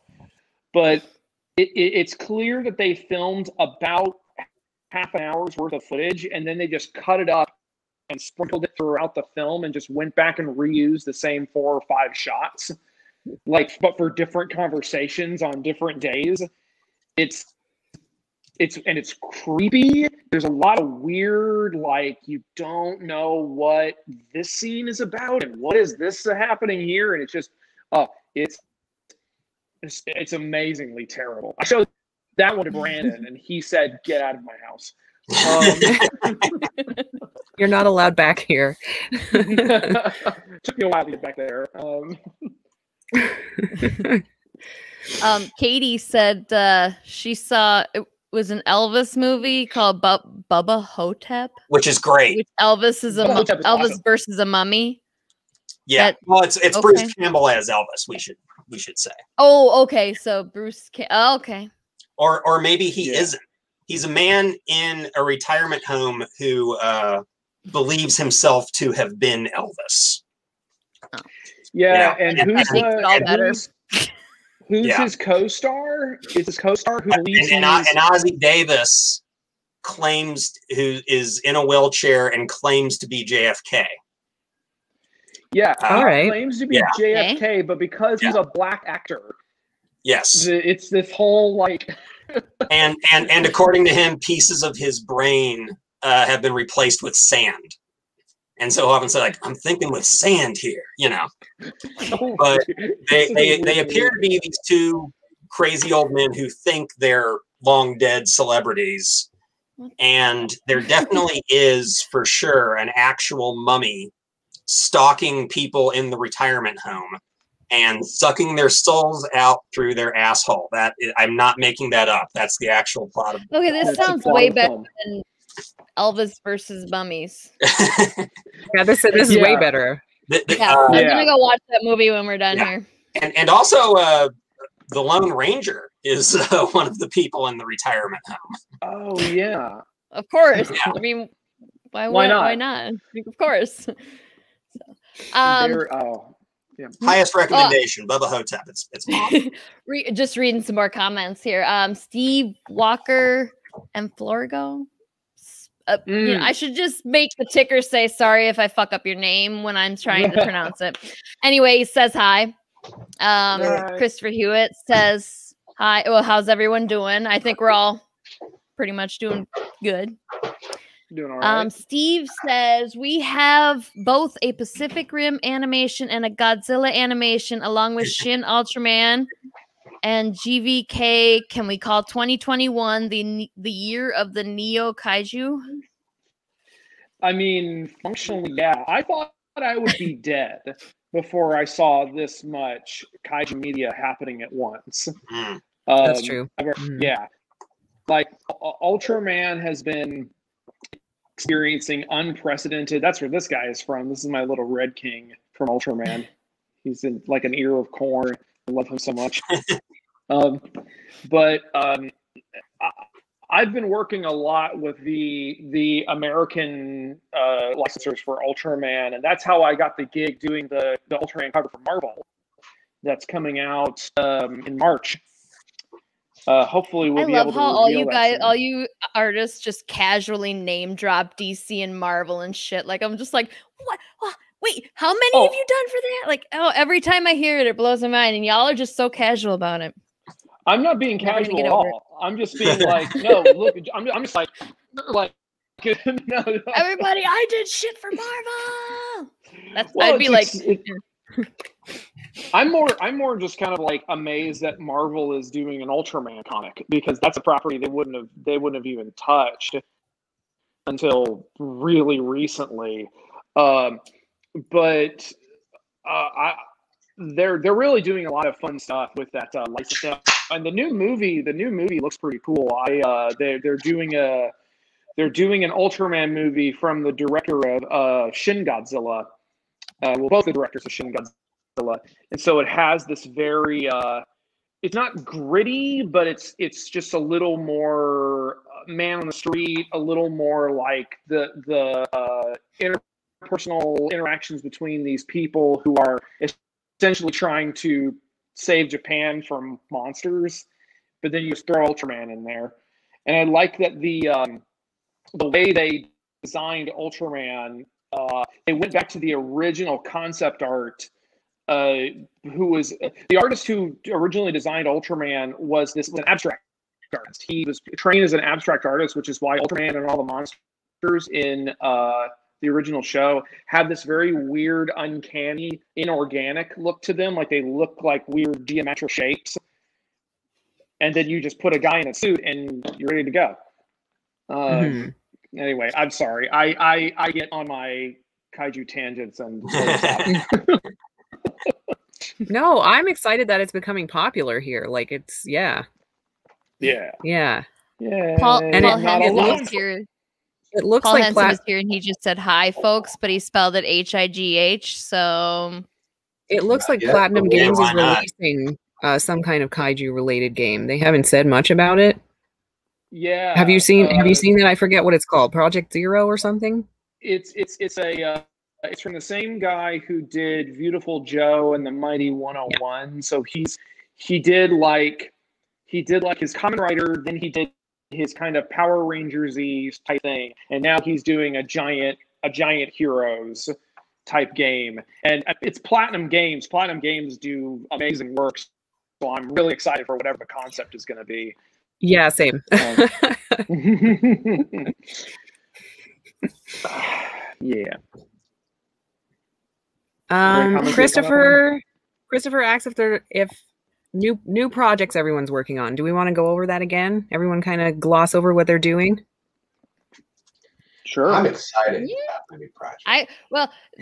The short story is Elsewhere, right? Elsewhere Volume 2 is the short story. Everybody on here right on screen right now has a stake in it. So we're running the Kickstarter for Elsewhere 2 February 15th. It's going to be a gigantic anthology with a ton of short stories from a ton of really talented creators.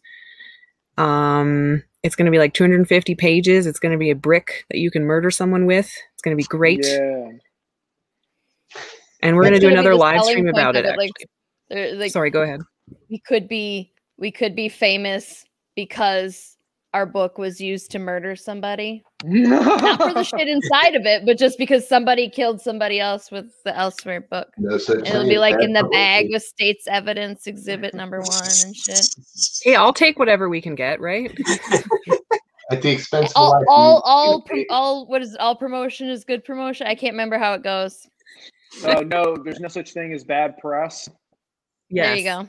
Yeah, something like Yeah. that. Anyway, I'll take it. Yeah. Callie says hi. Paul said Callie says hi. Hi, Callie. And Paul says hi. And Hey, yeah, Paul. Paul said HIGH though, so I think there's something more to that than just hello. That sounds good.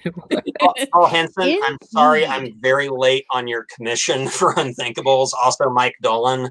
I swear I'm getting to you guys. I just got to finish coloring Miss Medusa first. Yeah. We won't forget about you. As far as new stuff, let me think, because there's a bunch of stuff I am working on that I just can't talk about. It's all a bunch of NDAs. But we did recently announce that I am collaborating with a Japanese artist named Hiroshi Kanatani. That Paul and Jen know him. They fed him a couple of times when he came to visit the States. Yes. Yeah. Tiger. And yeah, Tiger. That's what he Tiger. called. When he met our dog, Groot. He met Paul and Jen's gigantic dog, and he says, "It is not a dog, it is Tiger." Because it's just so he's never seen a dog that big before. But Hiroshi and I are collaborating on a new comic that'll be out way later this year, called Eisenborg. That is another obscure Japanese superhero property. The original TV show was almost like a Japanese Who Framed Roger Rabbit, because it's what it is it's live action man in suit monsters and miniature buildings, but all the people are animated. They're all anime people fighting these rubber suit monsters. It's a weird show. I recommend watching the English version that's on rifftracks.com. They just uploaded a rifftracks of Attack of the Super Monsters, which is probably what we're going to call it for the American market. But Hiroshi works entirely in, or almost entirely in markers and ink and paint. And I am doing a bunch of digital stuff. So he's doing the live action style stuff, and I'm doing anime style stuff. And then we're going to stitch it together in Photoshop. Cool. Oh, I'm excited it's a really about that. Fun idea. It's I just have to go back and watch the original show and be like, okay, how do I make this work narratively? It's like everything you're working on this year has to be like stitched together with other artists' work. Yeah, that's what we're doing for Medusa. Like Matt does the lead characters and I do the backgrounds. But I'm very happy with the results. Oh yeah, yeah. It looks great. I'm so excited to show people. With the way it works with me and Paul, it feels almost like kind of like the way an actual animated series is made, where the backgrounds sort of have this slight different quality to them, but it makes the characters pop a little more. And yeah. I mean, the stuff that the colors that Paul's been showing me just look just beautiful. I love it. I can't wait. Yeah, it kind of sucks. Like we had a really good colorist who was going to do it, and it was just like, because I was already coloring the backgrounds, it was kind of like too many cooks in the process, and it was hard to make it all look kind of cohesive. And he's a badass colorist, I should add. It was too much, and so that's why I had to kind of take it back. And it's just added a lot. It's taking a lot of time to do, but it's going to look great. Yeah. I'm on the last 2 pages. Good. I'm glad to hear it. Like I said, I went on vacation as soon as I was done with my stuff. I was like, here you go, Paul. Okay, bye. Yeah. and I'm emailing Matt at like 2 a.m. like, dude, I need the fucking high-res copy of Maurice. Like, I need his feet, And I'm just like, compositing issue. And I'm like, dude, I don't have my computer. Yeah. Uh, I got but it we'll work figured it out. We're getting it worked out. It'll all come together. Yeah. Yeah. Well, aside from elsewhere, I mean, I'm working on school, so I don't have anything else to report there. You guys have so much more going on. I'm supposed to have like three 11 by 14 studies painted by tomorrow, and I haven't even started. So hopefully the instructor's not watching. I don't think he barely knows how to use his computer, so I'm pretty sure he's not. That's so nice. I'm trying to think of what else. Unthinkables and Surgeon 3, most of the packages for Kickstarter have been sent out. People should be getting them. Both books will be up in print on our store in the next week or two. So just uhstudios.com. They're up right now in digital on our website and on Comixology. But if you're looking to wait for the print version, it'll be a couple weeks, just waiting until all the backers get them. Yeah, and then elsewhere in 2 weeks? A couple weeks. Yeah, a little less than 2 weeks. Yeah. No, it's a little more than 2 weeks, isn't it? 15th. Yeah, so it's 13 days away now. Yeah. So yeah, you're Exciting. right. Less than 2 weeks. I don't know why I thought it was 3 weeks. Don't ever listen to me on timelines. I yesterday posted a picture on Instagram, and it was for the live stream tonight, and I fucked up the time of it. So I mean, at least it was the right day. And honestly, it was on my part. It was an honest to God mistake because I'm in Central Time, and so it started at 6 for me. But I posted 6 Eastern instead of 6 Central or 7 Eastern. I just whatever. Yeah, we're all in different time zones, so it really screws us up.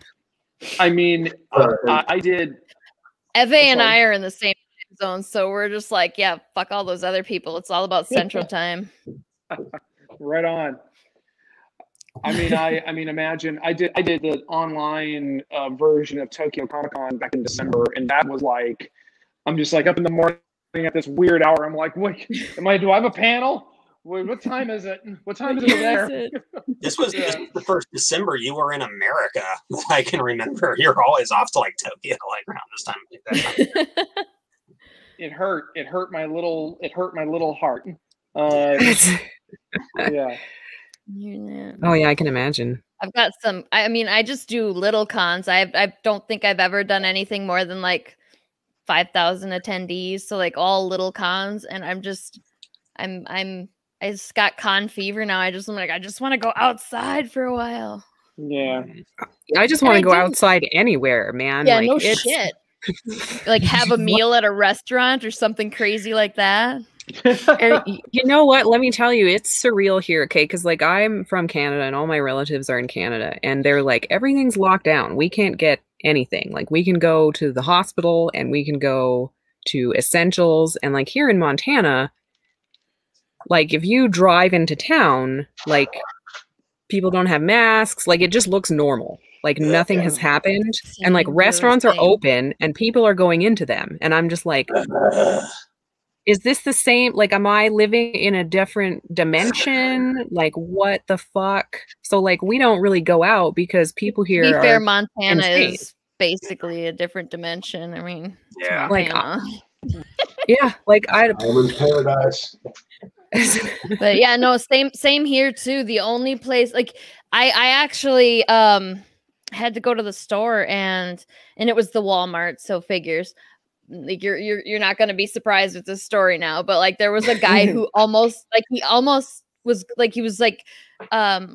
facing off with the door greeter, who was like a 60-year-old man. Like you don't fucking punch 60-year-olds whose job it is to tell you to put on your fucking mask. And that's all he was there for. And this guy was like, "Don't you have anything better to do?" And I was like, "No, literally he doesn't. That's what he's paid to do, you fucking moron." Yeah. It's just if that's the worst thing happening in your life is that you have to wear a mask, then you've got a pretty fucking good life. and Yeah. you should calm down, because wearing a piece of fabric over your face for 40 minutes while you're getting your stash of Bud Light and Cheetos, then fucking calm the fuck down. It's not that big a deal. Yeah, we had in the local paper here, we had like the, because so where we live, there's a level 4 lab. So they're actually studying COVID here. And the lead scientist and the guy who like basically owns the place had to write an article in the paper, like explaining to people how COVID is real. And this was like 2 weeks ago. Like, I mean, at this point, almost everybody knows somebody who has gotten or even died from COVID. So how can there still be people out there that think that it's not real? That's blowing my mind. It's just that part of it is this cognitive dissonance, because our society, the disease is this thing that for a lot of Americans doesn't happen. Like, it's not this thing we're supposed to be worried about because it's 2021 and we have penicillin. This is America. This is America. Yeah. And also, I've seen those videos of those people who are trying to push their ways in a Walmart or something, and you're watching this person doing this thing, and you're like, this is someone whose life has fallen apart. This is somebody whose wife has probably left them. They probably think that Democrats are going to steal their kids. And just like, it's somebody who, doesn't live in the same reality as other people, as the rest of the world. So I don't know. I mean, Texas isn't exactly a whole lot better than Montana or anywhere else. I mean, we're, I ran an errand earlier today, and I'm just like driving around. I'm just like, even though it's relatively empty in a little town nearby here, I was just like, oh man, I think I'm just gonna go back to the house. yeah, like yeah. Yeah. Unreal. I went into like there's a mask mandate here, but I had to make a couple stops and stopped into one of the auto parts stores. No mask. I was the only one in there. I was like, did I just step into like 2010 or something? And I just like the mask mandate's been in place for months now, since August, I think. And there was nobody where, and I'm like, what are you doing? Yeah, it's real. Mm-hmm. Whatever.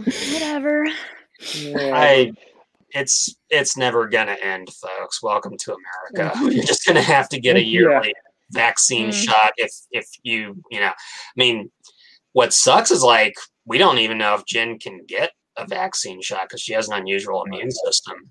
And so we're just kind of like, we don't know what. I think we might be living in the house for the rest of our lives. That's like the thing, is that everybody else is supposed to get their shot. Then it would work. Get the shot to protect people like Jen. Like, fucking just do it. It's not that hard. Like, the worst thing that can happen is that you'll have an allergic reaction, which if that's the kind of thing you're prone to, you should already have an EpiPen. So, and you be prepared for that, to allergy shot, interestingly. And when I went to get my vaccine, I got it twice, and both times it was pretty busy, pretty hopping, and they put a nurse in the room with me with a crash cart and said, here, this is what we do. We're just going to wait and see if you die. And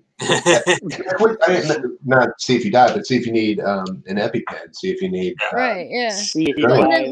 it's not that hard. Yeah, I don't get why if you're worried about having a reaction, literally every doctor that's been on every news thing and every news broadcast has said that the reaction happens quickly after you get the shot. So like if you are worried that you're going to have that reaction, just go sit in your car and chill for an hour. And if you start to feel like they don't let you, they make you stay right there. And do they? Well, see, then what's the problem? What's the fucking problem? Jesus Christ. Our health department didn't even, they had people calling and they were like, we don't have any vaccine. Please stop calling us.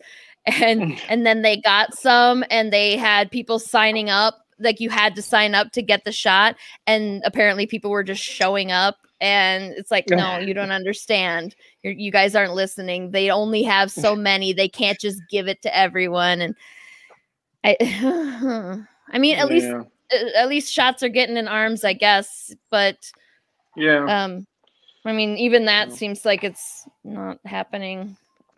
Well, on that cheerful note, I'm gonna go ahead and bounce myself, because I need to go eat something, and I've got a couple of calls to make. So, but I'm glad I got to jump in on the little chat here. It's the first time I've been on. Hopefully, it won't be the last. Yeah, time. we need to get you in more often, dude. Yeah, for sure. And next time we'll plan it so that you don't have to come on your vacation. No, I saw it and I was like, oh, that sounds like fun for a little bit. But yeah, I've got to bounce. But I will talk to y'all later. And thanks again for having me on. And Paul, good luck on the last little bit of what's left. I think about 2 or 3 days we'll be done. All right, sounds good. Thanks, guys. Good to meet you. Bye. Thanks for coming. Bye. And we still we are an hour and 50 minutes into this and never talked about Mandalorian or WandaVision, and I was all stoked because I'm like, I'm caught up on those. We can talk about those, and I'll know. I haven't watched any of them. we don't have Disney Plus, so I feel like I've watched them by osmosis. You know? Yeah, I mean, that's how I watched Game of Thrones the past. The Mandalorian, like if you watch years. Clint Eastwood movies and the A-Team, you got it. WandaVision is kind of fun, but I'm not as apeshit crazy about it as a lot of people are. I'm enjoying it. I like it. The first episode, I was like, why is everybody talking about this like it's so amazing? I appreciated very much the lengths they went to make it look like a 50s comedy thing, a 50s sitcom. Then I was like, I grew up being force-fed that shit. So, the Dick Van Dyke and the Bewitched and the I Dream of Jeannie, I saw all those as a kid, and it's almost like triggering to me now. So I'm like, this is bullshit. What is this? Yeah. I don't want to watch it. That's what I would watch, waiting for my single dad to come home and cook a pot of spaghetti. It's great. These are lovely memories. Right, exactly. Well, then the second episode started to get a little weird, and I was like, all right. So it's not going to be this. And so by the fourth episode, I'm invested now. I'm like, yes, I definitely want to watch. I don't know, everybody's in here now. See, Daniel Calvin says he hasn't watched them either, and so Paul's here that hasn't watched them. I was like, well, son of a bitch! I was ready for that talk. Hey, Lori, can I talk about the serial comic? Oh, yeah, you should. Yeah. So the past couple of months, I've been working on kind of a concept piece. Speaking of old throwback stuff, the old Sunday comics where there would be an adventure comic every Sunday, and it was like Steve Canyon or Terry and the Pirates, and gunplay, but it was okay for kids because it was in the Sunday paper.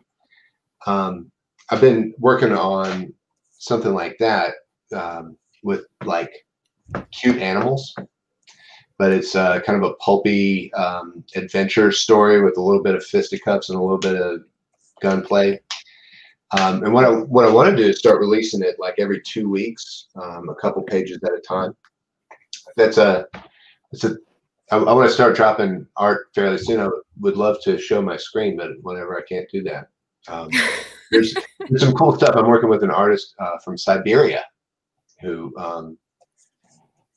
it took a little while to get the nuances right, but now he's got it, and he's just running with this thing like a madman. Laura, you haven't seen the new sketches. It's going to be fun. I'm really excited. Yeah. Yeah, and you guys should be probably seeing that on our Patreon. Oh yeah. At some point, I assume, if that's what Oh, we're okay. doing. Yeah, I haven't sent you any good files yet, but yeah. No, not right. No, not now, present, but in the future. Yes. Yeah, I should have like 5 or 6 pages ready, lettered, ready to party, and by the end of the week.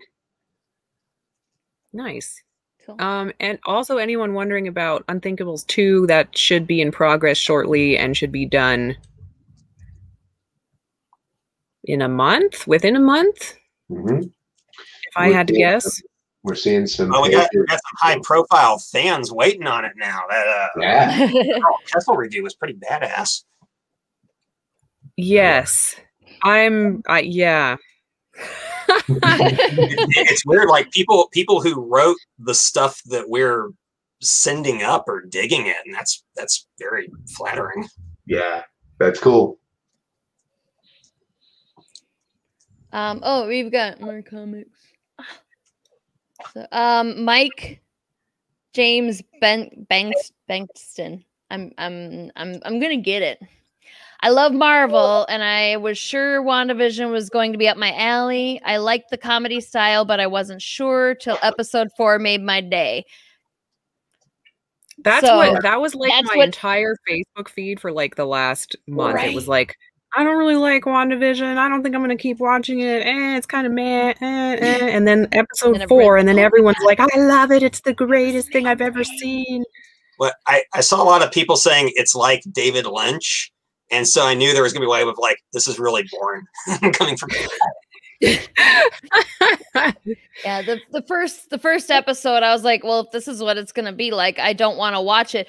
But it's Marvel, and it's Wanda. I was like, it's got something. This isn't going to be it. And plus, like, Vision's dead. So what the fuck is going on here? And he didn't just get snapped; he was dead. So, yeah. Jen posted a big one. A new show Paul and I started watching that's really good is called Warrior. It was on Cinemax, but they stopped doing original programming, so HBO is airing it. It only has 2 seasons and needs someone to save it long term, but man, it's really good. Kind of like Peaky Blinders, but it's Chinatown in San Francisco at the turn of the century. It's our new marathon fodder. It was an original concept by Bruce Lee. Yep. Steven. Oh yeah, that sounds great. Yeah, it's very good. Like we're I think 4 episodes in. Are the fights good? Oh yeah. Like every episode so far has had one spectacular beat down, and usually coming to like people who it's like, it's this badass Asian immigrant beating up like racist, customs officers and stuff. It's like, oh, this is cathartic. Yeah, I'm on board with that. That sounds good. And also my people, the Irish, come off horribly. All right. There's a lot of Irish immigrant stuff where, they kind of fought for the Union Army, like the second they were off the boat, which is literally like one of my ancestors, like got off the boat in New York and they were like, get in the Army right now. So yeah, it's cool stuff. I like it. Nice. I don't know if I can get HBO. There's a lot of stuff people are telling me I need to watch that's on HBO, and I was like, but I can't. It's like the one streaming service Jeffrey doesn't pay for. I pay for Disney Plus, if anybody cares. Like, he pays for like everything else, but I pay for Disney Plus. So yeah, without me, we wouldn't be watching The Mandalorian. So basically, he owes me even for all those other streaming services. Yeah, we can't get it on our TV. Really? We got an old TV, old setup. It's we can get Netflix and Amazon, but that's it. We also got to kind of watch it on money lately, so there's that too. But, I definitely like to see all that stuff. Yeah, it's really good. I'm impressed with Mandalorian, especially. Oh, that last episode. Oh man. Yeah. Like I was ready for like it's just right in the feels at the end there, and then right as you're about to go like to walk off and finish the rest of your day going, well, that made me feel shitty. Then they swoop in with a credit scene and you're like, all right. Yeah. It made me forget that I was sad about the ending. So it was pretty good. Yeah, the Mandalorian's good. Something me and Jen just finished, Vikings, which that's a show we watched for a long time, and it kind of lost us around season 4 or 5 kind of realm. That show comes back hard in the last season. So nice. If anyone out there watched Vikings and kind of like gave up on it, come back. Like that show has serious payoff. I've seen a couple episodes of that, but I haven't like watched it. So maybe I'll have to do that. Yeah, it's one of those shows like they, you know, I think it seemed like they were losing their way in the middle with some meandering plot lines, but they paid off eventually, like The Walking Dead. which was nice. That's cool. Yeah, I'll have to check that one out. But yeah, I only saw like I want to say 2 or 3 episodes. My friend Julie is a huge Viking lover, and so she was like, "It's so good. You want to do this?" And so I watched a couple with for her, and I was like, it's okay. But if it was in that post 4th season, then maybe that's why I didn't get as into it. Mm-hmm. Yeah. So that's fair. So, well, we've been doing this for like, looks like 2 hours now. It's a little over 2 hours now. So yeah, we should probably get wrapping up. Oh, Twee's here. And okay, then we're just going to stomp across the keyboard and then fuck off. I got him. Now you got to stay and see the 8 people watching.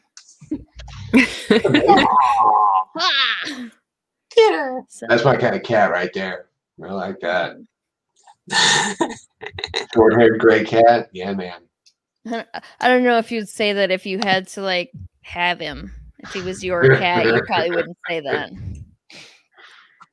He likes to walk around just he doesn't have any particular time frames that he likes to do it. He'll just walk around and scream.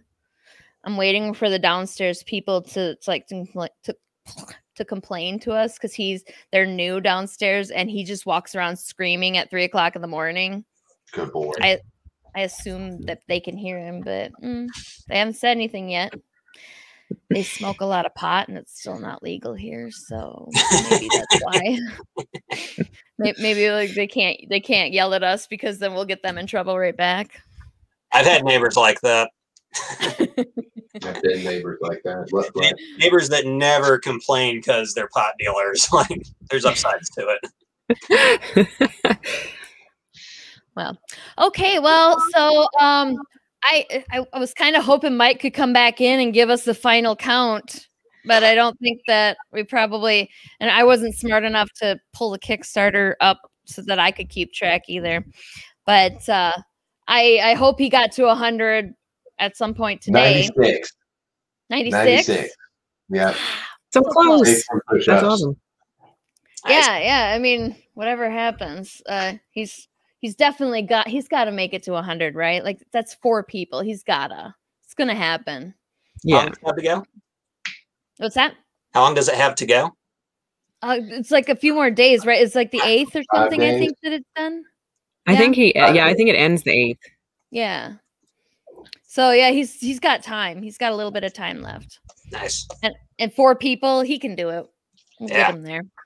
Put the link up again.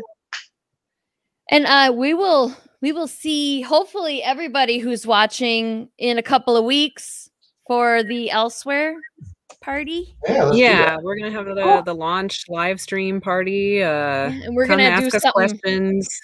Make us debate. Try a format with tons of people here, aren't we? Oh yeah. We need to poke the creators about that and see who's up for it. Yeah, it would be great if we could get a few people at least. So we'll see what happens there. No promises to anybody that's watching still, but yeah, definitely Elsewhere's Kickstarter party. All the cats are having cameos tonight. Yeah, you can't see him, but there's a cat here. He's black. Is that Laguna? It's Laguna. The Void. Hang on, let's see if we can get his face. We can't see your face, buddy. You can see his No eye. light escapes. Twee's like looking at me like I shot his mom or something, but he's sitting just right there looking at me. We are about to wrap up, and I got a dog scratching at the door to come in, so I'm going to go. Yeah, we'll get out of here, and we hope to see you guys. Yeah, Bye. Thank you for coming, John, by the way. Yeah, and we'll see you in a couple of weeks, and stay tuned to the social media, which can you rattle that off quickly, Lori? At UH Studios on Twitter, UH Studios Official on Instagram, and just Unlikely Hero Studios on Facebook. And the store is uhstudios.com if you guys want to buy any of the books, digital or print editions. Unthinkables 1 and Surgeon 3 are both going to be up there next week. All right, and I'm going to put Mike's Kickstarter link back into the chat one more time. There it goes. And hopefully everybody can jump in on that if they haven't yet. And we'll see you soon, right? We're done. Yeah. We got everything. Awesome. All right. Bye, everybody. Thanks for watching. Out. Thank you.